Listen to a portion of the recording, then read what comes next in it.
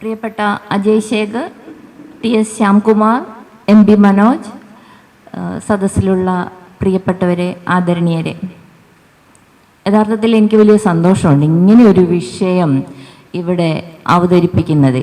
സാധാരണ ഇത് നവോത്ഥാനവും മറ്റു ചിലതും ആണ് വിഷയമായി വരാറുള്ളത്. നവോത്ഥാനത്തിൻ്റെ പിന്മാറ്റം ചർച്ചയ്ക്ക് എടുക്കുന്നു എന്നുള്ളത് ഒരു യാഥാർത്ഥ്യ ബോധത്തിൻ്റെ കൂടി ഫലമാണ് എന്ന് ഞാൻ കരുതുന്നു. അധ്യക്ഷ എന്നുള്ള നിലയിൽ ധാരാളം പരിമിതികൾ ഉണ്ടെങ്കിലും എനിക്ക് ഈ വിഷയത്തിൽ ചിലത് പറയാനുണ്ട് എന്നുള്ളത് കൊണ്ടും വിഷയത്തിൽ നിന്ന് മാറിപ്പോകരുത് എന്നുള്ളത് കൊണ്ടും ഞാനൊരു കുറിപ്പായിട്ട് തന്നെ കൊണ്ടുവന്നിട്ടുണ്ട്. ഞാനത് വായിക്കുകൂടി ചെയ്യാം എന്ന് കരുതുന്നു. പ്രിയപ്പെട്ടവരെ, നവോത്ഥാന മൂല്യങ്ങൾക്ക് സംഭവിച്ചുകൊണ്ടിരിക്കുന്ന പിന്മാറ്റം കാലത്തിൻ്റെ ഒരു പ്രഹരം എന്നതുപോലെ തന്നെ പ്രധാനമാണ് നവോത്ഥാന പ്രക്രിയയുടെ പരിമിതികളും എന്ന് ഞാൻ കരുതുന്നു.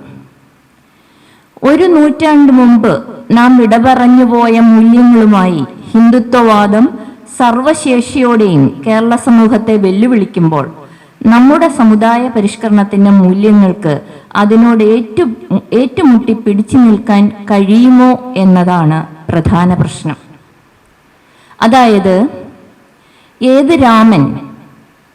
സ്വന്തം പത്നിയെ കാട്ടിലെറിഞ്ഞ രാമനോ, ശൂദ്രനെ തലകീഴാക്കി കെട്ടിത്തൂക്കി കൊന്നുകളഞ്ഞ രാമനോ, ബാലിയെ ഒളിയമ്പെയ്തു കൊന്നുകളഞ്ഞ രാമനോ എന്ന് മദൻ മോഹൻ മാളവിയോട് ചോദിച്ച സഹോദരൻ അയ്യപ്പൻ പ്രതിനിധാനം ചെയ്ത മൂല്യങ്ങളും സ്വന്തം മനസാക്ഷിയുടെ കോടതിയിൽ കർക്കശമായി രാമനെ വിചാരണ ചെയ്യുന്ന ചിന്താവിഷ്ടയായ സീത മുന്നോട്ട് വെച്ചിരുന്ന ബൗദ്ധികതയുടെ ഉന്മിഷത്വം എത്ര കണ്ട് നവോത്ഥാനം മുന്നോട്ട് കൊണ്ടുപോയി എന്നതും എന്തുകൊണ്ട് കഴിഞ്ഞില്ല എന്നതും പ്രധാന ചോദ്യങ്ങളാണ്. 1850 മുതലുള്ള 50 വർഷം കൊണ്ട് കേരളം 500 വർഷം മുന്നോട്ട് കുതിച്ചുവെന്ന P.K. ബാലകൃഷ്ണന്റെ വാദത്തെയും 1888 അരുവിപ്പുറം പ്രതിഷ്ഠ, സമുദായ നവോത്ഥാനത്തിൻ്റെയും 1889 ഇന്ദുലേഖ സാഹിത്യ നവോത്ഥാനത്തിൻ്റെയും 1890 മരുമക്കത്തായ വിവാഹ ബില്ല് സാമൂഹിക നവോത്ഥാനത്തിൻ്റെയും 1891 മലയാളി മെമ്മോറിയൽ രാഷ്ട്രീയ നവോത്ഥാനത്തിൻ്റെയും നാഴികക്കല്ലുകളായി എന്ന നിരീക്ഷണത്തെയും ശരിവെച്ചുകൊണ്ടാണ് കേരളത്തിൻ്റെ നവോത്ഥാന പ്രക്രിയയെ വിശകലനം ചെയ്യേണ്ടതാണ്, കർക്കശമായി വിശകലനം ചെയ്യേണ്ടതാണ് എന്ന് ഞാൻ കരുതുന്നത്. നരൻ അശുദ്ധ വസ്തു പോലും, ധരയിൽ നടപ്പത് തീണ്ടലാണ് പോലും, നരകം ഇവിടമാണ് ഹന്ത കഷ്ടം, ഹരഹര, ഇങ്ങനെ വല്ല നാടുമുണ്ടോ എന്ന് സിംഹനാദം എന്ന കൃതിയിൽ ആശാൻ ചോദിക്കുന്ന ചോദ്യം കേരളക്കരയിലെങ്ങും അക്കാലത്ത് അലയടിച്ചു എന്നത് വസ്തുതയാണ്. ഈ നരകത്തിൻ്റെ ദ്വീപിൽ സ്വർഗഗേഹം പണിയും പടുത്വമാണ് നവോത്ഥാനമെന്ന് വിശേഷിപ്പിക്കുന്നതിലും തരക്കേടില്ല. ആ പടുത്വം കേരള സമൂഹം ഇപ്പോഴും പല അവസരങ്ങളിലും പ്രതിഫലിപ്പിക്കുന്നു എന്നതും ഒരു സത്യമാണ്. കേരളീയ നവോത്ഥാനം എന്ന് നമ്മൾ സാധാരണയായി വിളിക്കുന്നത് 20-ാം നൂറ്റാണ്ടിൻ്റെ തുടക്കത്തിൽ കേരളത്തിലുണ്ടായ സമുദായ പരിഷ്കരണ പ്രസ്ഥാനങ്ങളുടെ ഫലമായി ഉണ്ടായ പുതിയ സാമൂഹ്യ സൃഷ്ടിയെയാണ്. ഈ പരിഷ്കാരങ്ങൾ ഒരു പുതിയ മലയാളിയെ സൃഷ്ടിച്ചുവെങ്കിലും യൂറോപ്പിലെ നവോത്ഥാനം വരുത്തിയ മാറ്റം കേരളത്തിൽ ഉണ്ടായില്ല. യൂറോപ്പിൽ രാഷ്ട്രത്തെ മതത്തിൽ നിന്ന് വേർപെടുത്തിയ, രാജാധികാരങ്ങൾക്ക് അറുതി വരുത്തിയ, വ്യവസായ വാണിജ്യങ്ങളിലോ സാഹിത്യരംഗങ്ങളിലും കുതിച്ചാട്ടം ഉണ്ടാക്കിയ തരം ഒരു മാറ്റം കേരളത്തിൽ ഉണ്ടായിട്ടില്ല. കൊല്ലത്ത് നടന്ന വാണിജ്യ പ്രദർശനവും ജാതിജന്മി നാടുവാഴി ദുഷ്പ്രഭുത്വത്തിനെതിരെ ഉണ്ടായ മുന്നേറ്റമെന്ന EMS പരാമർശവും മറക്കുകയല്ല. കേരളീയ നവോത്ഥാനത്തിൻ്റെ പരിമിതികളുടെ കാരണങ്ങൾ എന്തായിരിക്കാം? ബ്രിട്ടീഷ് കൊളോണിയൽ ഭരണം നമ്മുടെ സാമൂഹികവും മതപരവുമായ ജീവിതത്തിൽ ഉയർത്തിയ പലതരം വെല്ലുവിളികളോടുള്ള പ്രതികരണമായിരുന്നു പ്രധാനമായും സമുദായ പരിഷ്കരണ പ്രസ്ഥാനങ്ങൾ. കേരളത്തിലെയും ഇന്ത്യയിലെയും ഹിന്ദു സമൂഹത്തിൽ നൂറ്റാണ്ടുകളായി ഉയർന്നു വന്നിരുന്ന സ്വതന്ത്രധാരകളും ആശയങ്ങളും ഇസ്ലാം, പോർച്ചുഗീസുകാർ തുടങ്ങിയുള്ള വിദേശികളോടും അവരുടെ ആശയ ലോകത്തോടും സാമ്പത്തിക ലോകത്തോടുമൊക്കെയുള്ള ഇടപെടലുകൾ നടത്തിയിരുന്ന ഒരു ധനിക അവർണ വിഭാഗം കേരളത്തിലുണ്ടായി വന്നിരുന്നു. ഞാൻ ആ സാഹചര്യമാണ് പറയുന്നത്. നമ്മൾ സാധാരണഗതി പറയുന്നതിൽ നിന്ന് വ്യത്യസ്തമായി കേരളത്തിൽ എന്തുകൊണ്ട് ഒരു അവർണ വിഭാഗം സാമ്പത്തികമായി മുന്നോട്ട് വന്നിരുന്നു എന്നുള്ള സൂചന മാത്രം. ആറാട്ടുപുഴ വേലായുധ പണിക്കരെ പോലെയുള്ള അവർ അവകാശങ്ങൾ ചോദിച്ചു തുടങ്ങിയിരുന്നു. മലബാറിലെ അറബി കച്ചവടങ്ങളെ തുടർന്ന് ഉയർന്നു വന്ന ഇസ്ലാം മറ്റൊരു യാഥാർത്ഥ്യത്തെ അഭിമുഖീകരിക്കാൻ മലബാറിനെ നിർബന്ധിച്ചുകൊണ്ടുമിരുന്നു. തിരുവിതാംകൂറിലെ ക്രിസ്ത്യാനികൾ വിദ്യാഭ്യാസത്തിലും കൃഷി വാണിജ്യങ്ങളിലും മേൽക്കൈ സ്ഥാപിച്ചതും നിലവിലുണ്ടായിരുന്ന അവസ്ഥയാണ്. ഇത് മതജാതി വ്യവസ്ഥകളിൽ വിള്ളലുണ്ടാക്കിയിരുന്നു. ഹൈദരാലിയുടെയും ടിപ്പുവിൻ്റെയും കാലത്തുണ്ടായ കാർഷിക ബന്ധങ്ങളിലെ മാറ്റങ്ങൾ കർഷകരിൽ പുതിയ അഭിലാഷങ്ങൾ ഉണർത്തി. ഹിന്ദു സമൂഹത്തിനുള്ളിലെ മതത്തെ പുതുതായി യഥാർത്ഥത്തിൽ മതം ഹിന്ദു സമുദായത്തിൽ ഉയർന്നു വരുന്ന അതിനെയാണ് ഇവിടെ പരാമർശിക്കുന്നത്. ഉൽപ്പതിഷ്ണുതയോടെ കണ്ട ഗുരുക്കന്മാരും ജനങ്ങളിൽ പുതിയ പ്രകാശം പരത്തി.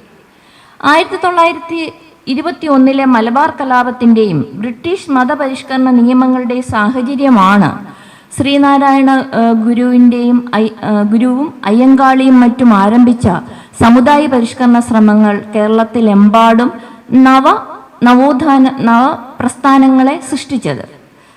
നമ്പൂതിരി സമുദായത്തെ അടിസ്ഥാനമാക്കിയുള്ള പരിഷ്കരണ പ്രസ്ഥാനങ്ങളും 1921 കലാപങ്ങളുടെ പ്രതിഫലനമായിരുന്നു എന്ന് നമ്മൾ സൂക്ഷ്മമായി വായിച്ചാൽ മനസ്സിലാവുന്നതാണ്.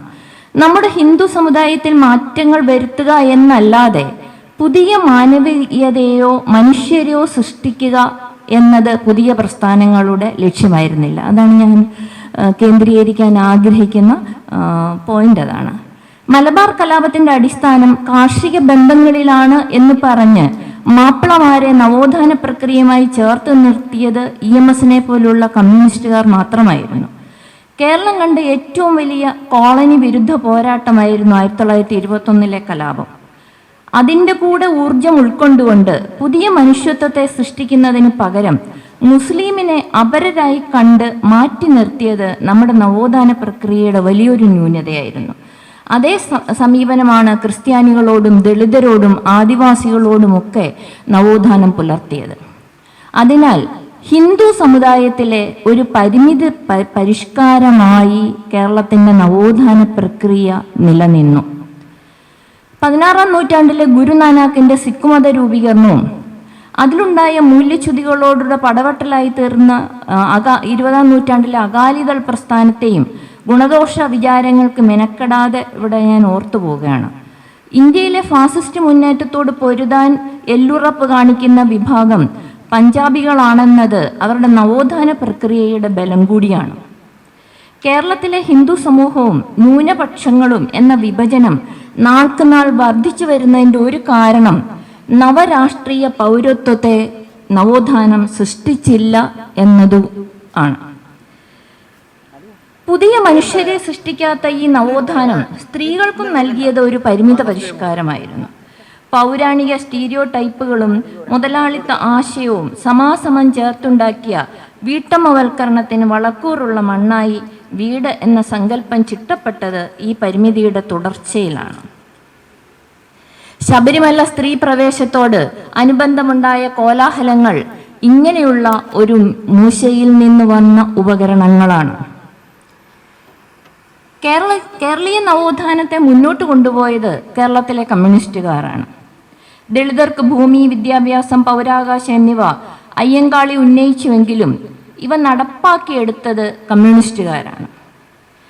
പക്ഷേ പരിമിത പരിഷ്കാരത്തിൻ്റെ ഉള്ളിൽ ദളിത് ജീവിതം ഇന്നും കേരളത്തിൽ വിദ്യാഭ്യാസം, ഭൂവുടമസ്ഥത, പൗരാവകാശം എന്നിവയുടെ കാര്യത്തിൽ പിന്നോക്കം തന്നെയായി നിൽക്കുന്നു. മറ്റ് പിന്നോക്ക വിഭാഗങ്ങളും തീരവാസി, ആദിവാസി വിഭാഗങ്ങളുടെ അവസ്ഥ വിഭിന്നമല്ല. നമ്മുടെ സാംസ്കാരിക, സാമൂഹിക അധികാര ബന്ധങ്ങളിലെല്ലാം നവോത്ഥാന മാനവികതയുടെ പരിമിതി നിലനിൽക്കുന്നു. കേരളീയ നവോത്ഥാനത്തിൻ്റെ പരിമിതികളെ മറികടക്കുന്ന ജാതി മത വേലിക്കെട്ടുകളെ തകർത്തു മുന്നേറുന്ന ഒരാശയത്തിനും പ്രസ്ഥാനത്തിനും മാത്രമേ കേരള സമൂഹം ആർജിച്ച നേട്ടങ്ങളെ നിലനിർത്തുന്നതിനും മുന്നോട്ട് കൊണ്ടുപോകാനും കഴിയും. ഇത് എൻ്റെ കുറിപ്പ് കഴിയാണ്. ഞാനിത് ഇങ്ങനെ ഒരു കുറിപ്പ് എഴുതി തയ്യാറാക്കി കൊണ്ടുവരുന്നതിനുള്ള ഒരു പ്രധാനപ്പെട്ട കാരണം, ഞാൻ ജനിച്ചു വളർന്ന എൻ്റെ ഒരു കൊച്ചു ഗ്രാമമുണ്ട്, പന്തളത്തിനടുത്തുള്ള തുമ്പമൺ എന്ന് പറയുന്ന ഒരു കൊച്ചു ഗ്രാമം. യഥാർത്ഥത്തിൽ വളരെ പുരാതന കാലം മുതൽ തന്നെ എഡ്യൂക്കേഷണൽ ഹബ്ബ് എന്നൊക്കെ വിശേഷിപ്പിക്കാവുന്ന തരത്തിൽ വിദ്യാഭ്യാസ മുന്നേറ്റമുള്ള ഒരു സമൂഹമായിരുന്നു. അപ്പോൾ എനിക്ക് നേരിട്ട് പരിചയമുള്ള കാര്യമാണ് ഞാൻ പറയുന്നത്. ഞാൻ ഇങ്ങനെ കാണാനും കേൾക്കാനും നിരീക്ഷിക്കാനും ഒക്കെ പ്രായമായ കാലം മുതൽ തന്നെ എൻ്റെ ഗ്രാമം, അവിടെ നായർ, സുറിയാനി, ക്രിസ്ത്യാനി ഉള്ള ഒരു മുന്നോക്ക വിഭാഗവും ഗ്രാമത്തിൻ്റെ തന്നെ വളരെ അതിരുകളിൽ താമസിക്കുന്ന ദളിത് വിഭാഗം, അവിടെ മുസ്ലിങ്ങൾ ഇല്ല, ആയിരുന്ന ഒരു കൊച്ചു ഗ്രാമമാണ്. 7000 ചില്ലുവാനും ആളുകളെ ആ ഗ്രാമത്തിലുള്ളൂ. കേരളത്തിലെ തന്നെ ഏറ്റവും ചെറിയ ഗ്രാമമാണ്. പക്ഷെ ഇപ്പോ ഈ 2024 നിന്ന് നോക്കുമ്പോഴും, ഞാൻ വളരെ വിപുലമായൊരു ഡേറ്റ കളക്ഷനിൽ നടത്തിയ ഒരു അഭിപ്രായ പ്രകടനമല്ല, എൻ്റെ നിരീക്ഷണങ്ങളിൽ നിന്നുള്ള അവസ്ഥയ്ക്ക് വ്യത്യാസമില്ല. ആ പിന്നോക്കാവസ്ഥയ്ക്ക് വ്യത്യാസമില്ല. ഇപ്പോഴും മുന്നിൽ നിൽക്കുന്ന നായർ, സുറിയാനി, ക്രിസ്ത്യാനി വിഭാഗങ്ങളാണ് അവിടെയുള്ളത്. ഇതിൻ്റെ വിപുലമോ വിശാലമോ അല്ലെങ്കിൽ കുറച്ചുകൂടി വ്യത്യസ്തമോ ആയ അവസ്ഥ തന്നെയാണ് കേരളത്തിലെമ്പാടുമുള്ളത് എന്ന് കേരള സമൂഹത്തെ നിരീക്ഷിക്കുന്നവർക്ക് മനസ്സിലാവും. നമ്മളിന്ന് ആശങ്കപ്പെടുന്ന, ഒരുപക്ഷെ നാളെ എന്താകുമെന്ന് കരുതുന്ന തരത്തിലുള്ള ഒരു രാഷ്ട്രീയ, സാംസ്കാരിക, സാമൂഹിക അവസ്ഥ കേരളത്തിൽ നിലനിൽക്കുന്നു എന്നുള്ള സത്യമാണ്. ഇതിനകത്ത് ഞാനിവിടെ സൂചിപ്പിച്ചതുപോലെ നവോത്ഥാന കാലഘട്ടങ്ങളിൽ ഉരുത്തിരിഞ്ഞു വന്ന ഹിന്ദു എന്ന് പറയുന്ന ഒരു കൊണോട്ടേഷൻ, അല്ലെ ഒരു അവസ്ഥയും, അതിനപ്പുറത്ത് അപരത്വത്തിലാണ് ബാക്കി എല്ലാവരും നിൽക്കുന്നത്. ഈ മാർജിൻ ഒരുപക്ഷെ നവോത്ഥാനത്തിൻ്റെ വളരെ ഉന്മേഷഭരിതമായ ഒരു കാലഘട്ടത്തിൽ ആ മാർജിൻ മാത്രമാണ് നിലനിന്നിരുന്നെങ്കിൽ പിന്നീട് അതൊരു മതിലായും പിന്നീട് അതൊരു വിള്ളലായും വരുന്നത് നമുക്ക് കാണാം. അതുകൊണ്ട് പലരും വിലയിരുത്താറുണ്ട്, ഇത്തരത്തിൽ നിലനിൽക്കുന്നവരാണ്, ഈ സമവാക്യം ഇങ്ങനെ നിലനിൽക്കുന്നത് കൊണ്ടാണ് നമ്മൾ ഈ സാംസ്കാരിക ദേശീയതയും മറ്റും രാഷ്ട്രീയമായി കടന്നു വരാത്തതെന്ന്. പക്ഷേ അത് വളരെ കുറച്ചു കാലത്തേക്ക് മാത്രമേ അതിനെ തടഞ്ഞു നിർത്താനാവൂ എന്ന് കേരളം ഇന്ന് പറഞ്ഞുകൊണ്ടേയിരിക്കുന്നു. ആ ഒരു സാഹചര്യത്തിൽ ഈ ഇന്നത്തെ ചർച്ച വളരെ പ്രധാനപ്പെട്ടതാണ് എന്ന് ഞാൻ കരുതുകയാണ്. ഞാൻ എൻ്റെ അധ്യക്ഷ വിചാരങ്ങളിൽ നിന്ന് പിന്മാറുന്നു. ഡോക്ടർ അജയ് ശേഖറിനെ അദ്ദേഹത്തിൻ്റെ വാദങ്ങൾക്കായി ക്ഷണിക്കുന്നു. ആദരണീയായ അധ്യക്ഷ പ്രൊഫസർ സുജാ സൂസൻ ജോർജ്, പ്രിയപ്പെട്ട സുഹൃത്തുക്കളായിട്ടുള്ള MP മനോജ്, ശ്യാംകുമാർ, മറ്റ് നിരവധി സുഹൃത്തുക്കളെ, സഹോദരങ്ങളെ, എല്ലാവർക്കും എൻ്റെ വിനീതമായ വന്ദനം. നവോത്ഥാനത്തിൻ്റെ പിന്മാറ്റങ്ങൾ എന്ന് പറയുന്ന ഈ സെഷൻ ഒരുപക്ഷെ ഈ രാജ്യാന്തര സാഹിത്യ സമ്മേളനത്തിലെ, ഉത്സവത്തിലെ ഏറ്റവും നിർണായകമായിട്ടുള്ള, പ്രത്യേകിച്ചും വർത്തമാന പ്രസക്തിയുള്ള, രാഷ്ട്രീയ സാംസ്കാരിക പ്രസക്തിയുള്ള ഒരു വിഷയമാണ്. ഇതിലേക്ക് എന്നെ ക്ഷണിച്ച അക്കാദമിയെയും അതിൻ്റെ സംഘാടകരെയും ഞാൻ എൻ്റെ സന്തോഷവും കൃതജ്ഞതയും അറിയിക്കുന്നു. അതുപോലെ തന്നെ നവോത്ഥാനത്തെക്കുറിച്ച് പറയുമ്പോൾ കേരള നവോത്ഥാനത്തിൻ്റെ വ്യതിരിക്തത എന്താണ് എന്നുകൂടി നാം ചരിത്രപരമായി പഠിക്കുകയും അടയാളപ്പെടുത്തുകയും വീണ്ടും വീണ്ടും ഓർമ്മപ്പെടുത്തുകയും ചെയ്യേണ്ടതാണ്. യഥാർത്ഥത്തിൽ അത് കീഴാളമായ ഒരു നവോത്ഥാനമായിരുന്നു എന്നുള്ളതാണ്. സാമൂഹ്യമായ അടിത്തട്ടിൽ നിന്ന് തുടങ്ങുകയും അവർണർ എന്ന് പറയുന്ന ജാതിബാഹ്യരുടെ അല്ലെങ്കിൽ വർണ്ണബാഹ്യരുടെ, ജാതിബാഹ്യരുടെ നേതൃത്വത്തിൽ നടക്കുകയും പിന്നീട് മാത്രം അത് സവർണമായിട്ടുള്ള മേഖലകളിലേക്ക്, സാമുദായികതയിലേക്ക് വരികയും ഒരു ഹൈന്ദവ നവോത്ഥാനത്തിൻ്റെ ഒരു ബാഹ്യ പ്രകടന പരത, പെർഫോമൻസ് ഉണ്ടാക്കുകയും ചെയ്തിട്ടുള്ള ഒരു പ്രക്രിയയാണ്. അപ്പം അതിൻ്റെ ഏറ്റവും കാതലായിട്ടുള്ള ഒരു സന്ദേശം അല്ലെങ്കിൽ രാഷ്ട്രീയം എന്ന് പറയുന്നത് യഥാർത്ഥത്തിൽ മനുഷ്യരാവുക, മനുഷ്യൻ നന്നാവുക എന്നുള്ളത് തന്നെയാണ്. അപ്പോൾ ജാതി ശരീരങ്ങളിൽ നിന്നും ജാതി ജന്മിത്വത്തിൽ നിന്നും ജാതി ലിംഗ മേൽക്കോയ്മയിൽ നിന്നും ശ്രേണീകൃതമായ അസമത്വത്തെ ഭേദിച്ചുകൊണ്ട് വർണ്ണബാഹ്യരായ ജാതിബാഹ്യരായ മനുഷ്യരായി രൂപം കൊള്ളുകയും പുതിയ മനുഷ്യ വിഷയികളുടെ പുതിയ നവീനമായ ഒരു മാനവിക കർത്തൃത്വത്തിൻ്റെ ഉദയവും സാധ്യതയും കൂടിയായിരുന്നു യഥാർത്ഥത്തിൽ ഈ മനുഷ്യരാവുക, മനുഷ്യൻ നന്നാവുക. മതമേതുമായിക്കൊള്ളട്ടെ, മതവിമർശ ചിന്തയ്ക്കും പ്രാധാന്യം കൊടുക്കുന്ന, യുക്തിചിന്തയ്ക്കും നൈതിക വിചിന്തനത്തിനും പ്രാഥമികതയുള്ള, നീതിക്കും സത്യത്തിനും വേണ്ടിയുള്ള യുക്തിചിന്തയുടെ മാർഗത്തെ തുറന്ന ഒരു വിശ്വോത്തരമായ ഒരു പ്രഖ്യാപനവും കൂടിയായിരുന്നു നവോത്ഥാനത്തിൻ്റെ സന്ദേശമെന്ന് പറയുന്നത്. അപ്പം അത് ഈ പുതിയ മനുഷ്യ വിഷയികളുടെ രാഷ്ട്രീയ പ്രവേശം അല്ലെങ്കിൽ നവീനരായിട്ടുള്ള മനുഷ്യ കർത്തൃത്വങ്ങളുടെ ഉദയം, അതിനെയാണ് യഥാർത്ഥത്തിൽ ജനായത്വം എന്നും നാം ലോകത്ത് വിളിക്കുന്നത്. അപ്പോൾ ജനായത്വം എന്ന് പറയുന്ന യഥാർത്ഥത്തിൽ നവീന മനുഷ്യ വിഷയികളുടെ പ്രാതിനിധ്യത്തിലൂടെയുള്ള രാഷ്ട്രീയത്തെയാണ് യഥാർത്ഥത്തിൽ ജനായത്വം എന്ന് പറയുന്നത്. അപ്പോൾ അതാണ് യഥാർത്ഥത്തിൽ കേരളത്തിൻ്റെ നവോത്ഥാനത്തിൻ്റെ മറ്റൊരു രാഷ്ട്രീയത്തിൻ്റെ ഒരു അടിസ്ഥാന ധാര അല്ലെങ്കിൽ വ്യവഹാരം, വിമോചനാത്മകമായ അതിൻ്റെ വ്യവഹാര തലം എന്ന് പറയുന്നത് മനുഷ്യരാവുക, മനുഷ്യൻ നന്നാവുക എന്ന് മാത്രമല്ല, വളരെ പ്രാഥമികമായ പ്രാതിനിധ്യത്തിലൂടെ വിവിധ സാമൂഹ്യ വിഭാഗങ്ങളുടെ തുല്യ അവസരത്തിലേക്കുള്ള അല്ലെങ്കിൽ പ്രാതിനിധ്യ ജനായത്വത്തിലേക്കുള്ള, സാമൂഹ്യ ജനായത്വത്തിലേക്കുള്ള പ്രവേശവും കൂടിയായി. അപ്പോൾ നവോത്ഥാനത്തിൻ്റെ കാതലായ സന്ദേശം യഥാർത്ഥത്തിൽ മാനവികതയും മതേതര ചിന്തയും മാത്രമല്ല, പ്രാതിനിധ്യ ജനായത്വം എന്ന് പറയുന്ന സാമൂഹ്യ ജനായത്വം, ഇന്ത്യൻ റിപ്പബ്ലിക്കിൻ്റെ തന്നെ ആധാരമായിരിക്കുന്ന ബാബാ സാഹേബ് അംബേദ്കർ വിഭാവനം ചെയ്ത സാമൂഹ്യ ജനായത്വം, സാമൂഹ്യ നീതി ചിന്തയിൽ ഊന്നിയിട്ടുള്ള നമ്മുടെ റിപ്പബ്ലിക്കിൻ്റെ അടിസ്ഥാന മൂല്യങ്ങളായിട്ടുള്ള ജനായത്വത്തിൻ്റെ തന്നെ, ലോകത്തെ ജനായത്വത്തിൻ്റെ തന്നെ അടിസ്ഥാന ആശയങ്ങളായിട്ടുള്ള സ്വാതന്ത്ര്യം, സമത്വം, സാഹോദര്യം എന്നീ ആധുനികതയുടെ ജനായത്വ മൂല്യങ്ങൾ തന്നെയാണ് യഥാർത്ഥത്തിൽ കേരള നവോത്ഥാനത്തിലൂടെയും വികസിച്ചു വന്നത്. അപ്പോൾ യഥാർത്ഥത്തിൽ ഈ പ്രാതിനിധ്യത്തിൻ്റെ രാഷ്ട്രീയത്തിന് ആണ് പിന്നോട്ടടി സംഭവിച്ചിട്ടുള്ളത്. ശ്രേണീകൃത അസമത്വമുള്ള ഒരു സമൂഹത്തിൽ സാമൂഹ്യ അനീതിയും വിവേചനവും അതുപോലെ തന്നെ സാമൂഹ്യ അസമത്വവും ആയിരത്താണ്ടുകളായിട്ടുള്ള ഒരു സമൂഹത്തിൽ യഥാർത്ഥത്തിൽ സാമൂഹ്യ നീതി കൈവരിക്കുക, സാമൂഹ്യമായിട്ടുള്ള പ്രാതിനിധ്യം ഉണ്ടാവുക, അതിലൂടെയാണ് സാമൂഹ്യ ജനായത്വം സഫലമാകുന്നത് അല്ലെങ്കിൽ സാധുവാകുന്നത്.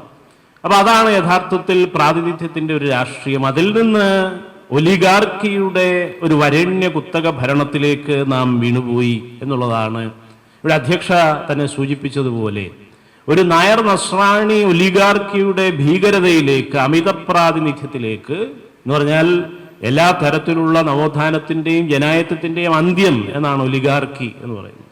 അംബേദ്കർ മാത്രമല്ല, അംബേദ്കറുടെ ഒരു പ്രയോഗമാണ് ഇന്ത്യൻ രാഷ്ട്രീയത്തിൽ ഒലിഗാർക്കി അനശ്വരമാക്കിയത്. അതിന് തൊട്ടു മുമ്പ് തന്നെ അന്റോണിയോ ഗ്രാംഷി ഇറ്റാലിയൻ ചരിത്രത്തെ പരിശോധിച്ചുകൊണ്ട് ഫാഷിസത്തെ വിചിന്തനം ചെയ്തുകൊണ്ട് ഇറ്റാലിയൻ ഫാഷിസവും ജർമ്മനിയിലെ നാസിസത്തെയും വിശകലനം ചെയ്തുകൊണ്ട് യൂറോപ്പിൻ്റെ ഹോളോകോസ്റ്റ് അനുഭവത്തിന് സമാന്തരമായതിന് തൊട്ടു മുമ്പ് നടത്തിയ നിരീക്ഷണവും ഇതുതന്നെയാണ്. ഒരു വരേണ്യ കോയ്മ അല്ലെങ്കിൽ ഏതാനും വരേണ്യരുടെ കുത്തക ഭരണം, അമിത പ്രാതിനിധ്യത്തിൻ്റെ ഭരണം നടക്കുമ്പോൾ അല്ലെങ്കിൽ നടമാടുമ്പോൾ, നാട്ടുനടപ്പാകുമ്പോൾ ജനതയ്ക്ക്, അടിസ്ഥാന ജനതയ്ക്ക് പ്രാതിനിധ്യം നിഷേധിക്കപ്പെടും. അടിസ്ഥാന ജനതയ്ക്ക് പ്രാതിനിധ്യവും ശബ്ദവും നിർവാഹത്വവും ഇല്ലെങ്കിൽ അവർ വെറും ഫാഷിസത്തിൻ്റെ ആൾക്കൂട്ടങ്ങളായി മാറി അതിനെ പിന്തുണയ്ക്കും. അങ്ങനെ ഫാഷിസം വീണ്ടും വീണ്ടും അധികാരത്തിലേക്ക് വന്നുകൊണ്ടിരിക്കും.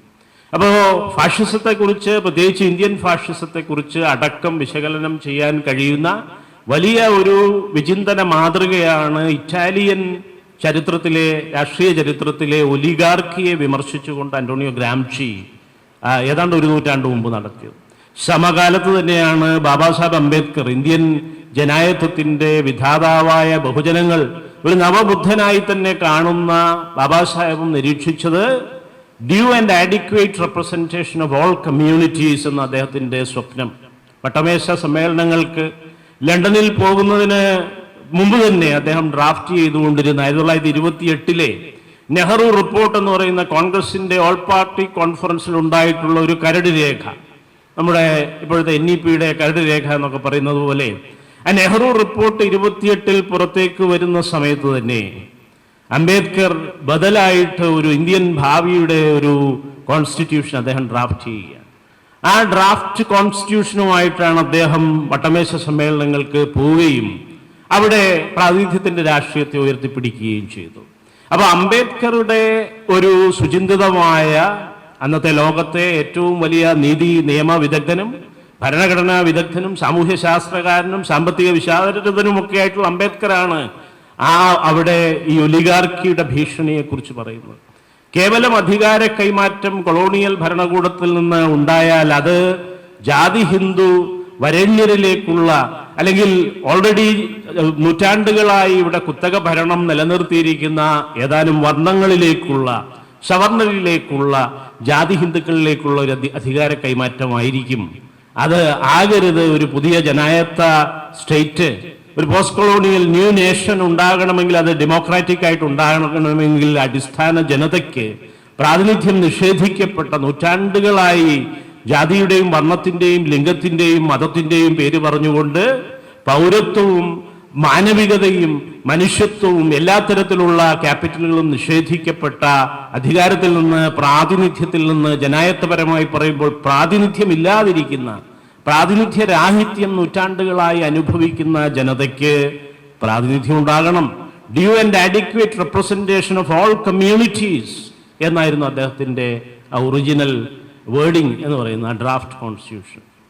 അപ്പോൾ നമുക്കറിയാം 32 പൂന പാക്റ്റിലൂടെ അദ്ദേഹം അതിൽ നിന്ന് പിന്നോട്ട് പോകേണ്ടി വന്നു. കാരണം അത് മാനവികമായിട്ടുള്ള അദ്ദേഹത്തിന്റെ മനുഷ്യ കാരുണിക ചിന്തയുടെ, മഹാകരുണയുടെയും കൂടി എക്സ്പ്രഷനാണ്. ഗാന്ധിജിയുടെ ജീവൻ, ഒരു ദേശീയ നേതാവിന്റെ ജീവൻ നഷ്ടമാകില്ലല്ലോ, അല്ലെങ്കിൽ താൻ എടുത്ത ഒരു നിലപാടിലൂടെ ജീവൻ പോകരുതല്ലോ എന്ന് കരുതിയാണ്, ജീവകാരുണ്യ പരമായിട്ടാണ് ഗുരു എഴുതിയതുപോലെ കൊല്ലുന്നവനില്ല ശരണ്യത, മറ്റെല്ലാവിധ നന്മയുമാർന്നിടിലും കൊല്ലായികിൽ അവൻ ഗുണമുള്ള പുമാൻ, അല്ലായികിൽ മൃഗത്തിനു തുല്യനവൻ. അങ്ങനെ മൃഗതുല്യനാകാതെ മനുഷ്യനായിക്കൊണ്ടാണ് ബാബാ സാഹേബ് ആ ജീവകാരുണ്യ പ്രവൃത്തി എന്ന നിലയിലാണ് തൽക്കാലത്തേക്ക് തന്റെ ജനതയുടെ, അടിസ്ഥാന ജനതയുടെ, ഇന്ത്യയിലെ ബഹുജന കോടികളുടെ പ്രാതിനിധ്യത്തിന് ഒരു തൽക്കാലം അദ്ദേഹം ഒരു ഒത്തുതീർപ്പ് സമ്മതിച്ചു. പക്ഷേ 46-ൽ വളരെ അധികം പോരാട്ടങ്ങളിലൂടെ അദ്ദേഹം ബംഗാളിൽ പോയി നിന്ന് കോൺസ്റ്റിറ്റ്യൂന്റ് അസംബ്ലിയിലേക്ക് വന്ന ആ സമയത്ത് അദ്ദേഹം ഫണ്ടമെന്റൽ റൈറ്റിലാണ് ഇത് ഉൾച്ചേർത്തിരിക്കുന്നത്. രാഷ്ട്രീയ പ്രാതിനിധ്യം എന്ന് പറയുന്നത് ജന്മാവകാശമാണ്, പൗരാവകാശമാണ്. അടിസ്ഥാന പൗരാവകാശവും മനുഷ്യാവകാശവും തന്നെയാണ്. ഇവിടെ പിറന്ന ആർക്കും രാഷ്ട്രീയ പ്രാതിനിധ്യത്തിനുള്ള പ്രാഥമികമായ അവകാശമുണ്ട്. ഇത് ആരുടെയും ഔദാര്യമല്ല. അതിനെ അംഗീകരിച്ചാൽ മതി. അമിത പ്രാതിനിധ്യ കുത്തകയിലിരിക്കുന്ന ഈ പറയുന്ന ഒലിഗാർക്കി അല്ലെങ്കിൽ വരേണ്യരായിട്ടുള്ള ഏതാനും ചില സമുദായങ്ങൾ, B2, K2 എന്നൊക്കെ പറയുന്നത് പോലെയുള്ള, അല്ലെങ്കിൽ ഈ പറഞ്ഞതുപോലെ നായർ നസ്രാണി, നായർ സ്വരാജ്യം എന്നൊക്കെ പറയുന്ന രീതിയിലുള്ള ആ അമിത പ്രാതിനിധ്യത്തിലിരിക്കുന്ന നമ്മുടെ കുത്തക സഹോദരങ്ങൾ അടിസ്ഥാന ജനതയുടെ, പ്രാതിനിധ്യമില്ലാത്തവരുടെ പ്രാതിനിധ്യത്തെ ഒന്ന് അംഗീകരിച്ചാൽ മാത്രം മതി എന്നുള്ളതാണ് യഥാർത്ഥത്തിൽ അംബേദ്കർ അവിടെ സൂചിപ്പിച്ചത്. അതുകൊണ്ടാണ് ഫണ്ടമെന്റൽ റൈറ്റ് പാർട്ട് 3-ൽ ഇന്ത്യൻ കോൺസ്റ്റിറ്റ്യൂഷന്റെ ഇന്ത്യ ദാറ്റ് ഈസ് ഭാരത് എന്ന് അദ്ദേഹം നെയിം ചെയ്തിരിക്കുന്ന രണ്ട് ഔദ്യോഗിക ഭാഷകളിൽ, രാഷ്ട്രഭാഷ ഉണ്ടെന്നാണ് നിതീഷ് കുമാർ പറയുന്നത്. അങ്ങനെ ഒരു ഭാഷയില്ല. ഭരണഘടനാപരമായി നോക്കുമ്പോൾ രാഷ്ട്രഭാഷയെന്നോ ദേശീയ ഭാഷയെന്നോ ഒരു ഭാഷയില്ല. നമ്മുടെ 8th ഷെഡ്യൂളിലുള്ള 22 ഭാഷകൾ, അതുപോലെ തന്നെ ഔദ്യോഗിക ഭാഷയായ സ്റ്റേറ്റിന്റെ 2 ഔദ്യോഗിക ഭാഷകൾ, ഇംഗ്ലീഷും ഹിന്ദിയും, ഇതെല്ലാത്തിനും തുല്യമായ പദവിയും പിന്നെ എന്താണ് അക്നോളജ്മെന്റുമാണ് കോൺസ്റ്റിറ്റ്യൂഷൻ കൊടുക്കുന്നത്. അപ്പൊ അദ്ദേഹം അവിടെ കൊടുത്ത ഫണ്ടമെന്റൽ റൈറ്റിലാണ്, പാർട്ട് 3-ൽ ഫണ്ടമെന്റൽ റൈറ്റിലാണ് 16(4)ലും ആർട്ടിക്കിൾ 16(4)ലും 16(5)ലും ഒക്കെയാണ് അതിനെ അനശ്വരമായിട്ട് ഇന്ത്യയുടെ ജനായത്വത്തിന്റെ ഭാവിയുടെ അടിസ്ഥാന ശിലകളായിട്ട് അദ്ദേഹം പാകി ഉറപ്പിച്ചത്. അപ്പൊ ആ പ്രാതിനിധ്യമാണ് ഇവിടെയൊക്കെ വെല്ലുവിളിക്കപ്പെടുന്നത്. പ്രാതിനിധ്യമില്ലാതെ വരുന്നത് കൊണ്ടാണ് ഫാഷിസം വീണ്ടും വീണ്ടും ജനങ്ങളുടെ തന്നെ സമ്മതിദാനത്തിലൂടെ ഭരണഘടനയെ പോലും നോക്കുകുത്തിയാക്കിക്കൊണ്ട്, മാത്രമല്ല ആവശ്യം വന്നാൽ ഭരണഘടനയെ മാറ്റി എഴുതിക്കൊണ്ട്, ഈ പറഞ്ഞ ആർട്ടിക്കിൾസ് ഒക്കെ ഇപ്പൊ മാറ്റി എഴുതപ്പെട്ടു. പ്രത്യേകിച്ചും 103-ാം ഭേദഗതി, അതാണ് ഏറ്റവും മാരകമായ ഇന്ത്യൻ ഭരണഘടനയുടെ ജനായത്ത പ്രാതിനിധ്യ അടിത്തറയ്ക്കും സാമൂഹ്യനീതിയുടെ അടിത്തറയ്ക്കും ഏറ്റവും മാരകമായ പ്രഹരം അല്ലെങ്കിൽ വിഷം ചെലുത്തിയിരിക്കുന്നത് 103-ാം ഭേദഗതിയിലൂടെയാണ്. നിർഭാഗ്യകരമെന്ന് പറയാം, കേരളത്തിൽ പോലും അതിന് വലിയ കറൻസി ഉണ്ടായി. കേരളത്തിലെ ഇടതുപക്ഷത്തിലൂടെ തന്നെ അമിത പ്രാതിനിധ്യ കുത്തക പെരുക്കുന്ന ഉദാഹരണം ദേവസ്വം ബോർഡിന്റെ വിഷയമാണ്. ഇവിടെ സൂചിതമായിട്ടുള്ള വിശ്വാസി ലഹള അല്ലെങ്കിൽ തീണ്ടാരി ലഹള എന്നൊക്കെ പറയുന്ന ആ ശൂദ്ര ലഹള അത് അരങ്ങേറിക്കൊണ്ടിരിക്കുന്ന സന്ദർഭത്തിൽ മുഖ്യമന്ത്രിയെ തന്നെ, അവർണനായ ഒരു മുഖ്യമന്ത്രിയെ തന്നെ തെരുവിൽ വരണ്യ ഒലിഗാർക്കിയുടെ സ്ത്രീകളെ കൊണ്ട് ജാതിത്തെറി വിളിപ്പിച്ചുകൊണ്ട് പിന്നണിയിലൂടെ അമിത പ്രാതിനിധ്യം ഉണ്ടായിരുന്ന ദേവസ്വം ബോർഡിൽ 96% ഒരൊറ്റ ജാതി ഹിന്ദു വിഭാഗം കൈയാളിക്കൊണ്ടിരുന്ന ദേവസ്വം ബോർഡിൽ വീണ്ടും 10% കൂടി ഭരണഘടനാ വിരുദ്ധവും സാമൂഹ്യനീതിക്ക് വിരുദ്ധവും സ്ഥിതിവിവര കണക്കുകൾക്കും പ്രാതിനിധ്യത്തിന്റെ ഏത് കണക്കുകൾക്കും സർവേ, അങ്ങനെ പ്രാതിനിധ്യ സർവേ തന്നെ നടത്താൻ ഭരണകൂടങ്ങൾ സമ്മതിക്കുന്നില്ല. ബീഹാറിൽ അത് നടന്നപ്പോൾ ഇതാ നിതീഷ് കുമാറിനെ വീണ്ടും അകത്താക്കിയിരിക്കുകയാണ്. കർപ്പൂരി ഠാക്കൂറിന് ഭാരതരത്ന തന്നെ കൊടുത്തുകൊണ്ട് ബീഹാറിലെ സോഷ്യോ എക്കണോമിക് സെൻസസിനെ അട്ടിമറിക്കാനുള്ള, സ്വാംശീകരിക്കാനുള്ള അല്ലെങ്കിൽ അതിന്റെ വിശകലനങ്ങൾ, അതിന്റെ ഭരണതല പ്രതികരണങ്ങൾ ഇനി ഉണ്ടാകാത്ത അവസ്ഥയിലേക്ക് അതിനെ മാറ്റിക്കൊണ്ടിരിക്കുകയാണ്. അപ്പൊ അതാണ് ദേവസ്വം ബോർഡിന്റെ ഒരു ഉദാഹരണം. 2018 ശബരിമലയെ ശബരിമലയാക്കിയ ആ ശൂദ്ര ലഹളയുടെ പശ്ചാത്തലത്തിലാണ് ഒരു അവർണ മുഖ്യമന്ത്രിയെ 21ാം നൂറ്റാണ്ടിലും ജാതിത്തെറി തെരുവിൽ സാമൂഹ്യ മാധ്യമങ്ങളിൽ റെക്കോർഡിൽ വിളിച്ചുകൊണ്ട് പിന്നണിയിലൂടെ ഈ പറയുന്ന സവർണരുടെ സാമ്പത്തിക ദൗർബല്യം എന്ന് പറയുന്ന EWS വാദം അത് ഒരു പൈലറ്റ് എപ്പിസോഡായിട്ട് കേരളത്തിലെ ദേവസ്വം ബോർഡിൽ തന്നെ പാസ്സാക്കപ്പെടുകയാണ്. നോക്കണേ, പ്രാതിനിധ്യമില്ലാത്ത ജനതയുടെ പ്രാതിനിധ്യത്തിന് വേണ്ടിയുള്ളതാണ് ഈ സംവരണം എന്ന് പറയുന്ന രാഷ്ട്രീയ പ്രാതിനിധ്യ പ്രക്രിയ. അടിസ്ഥാന മനുഷ്യാവകാശവും പൗരാവകാശവും ജന്മ അവകാശവും രാഷ്ട്രീയ അവകാശവുമായിട്ടുള്ള പ്രാതിനിധ്യം നടപ്പാക്കാനുള്ള ജനാധിപത്യത്തിന്റെ അടിസ്ഥാന പ്രക്രിയയാണ്. അതിനെയാണ് അട്ടിമറിച്ചത്. ഇല്ലാത്ത ഒരു സവർണ ദൗർബല്യവാദം പറഞ്ഞുകൊണ്ട് യഥാർത്ഥത്തിൽ അതൊരു സാമ്പത്തിക സംവരണവാദമാണെങ്കിൽ അത് തത്വത്തിൽ ഭരണഘടനാപരമായി നിലനിൽക്കുന്നതല്ല.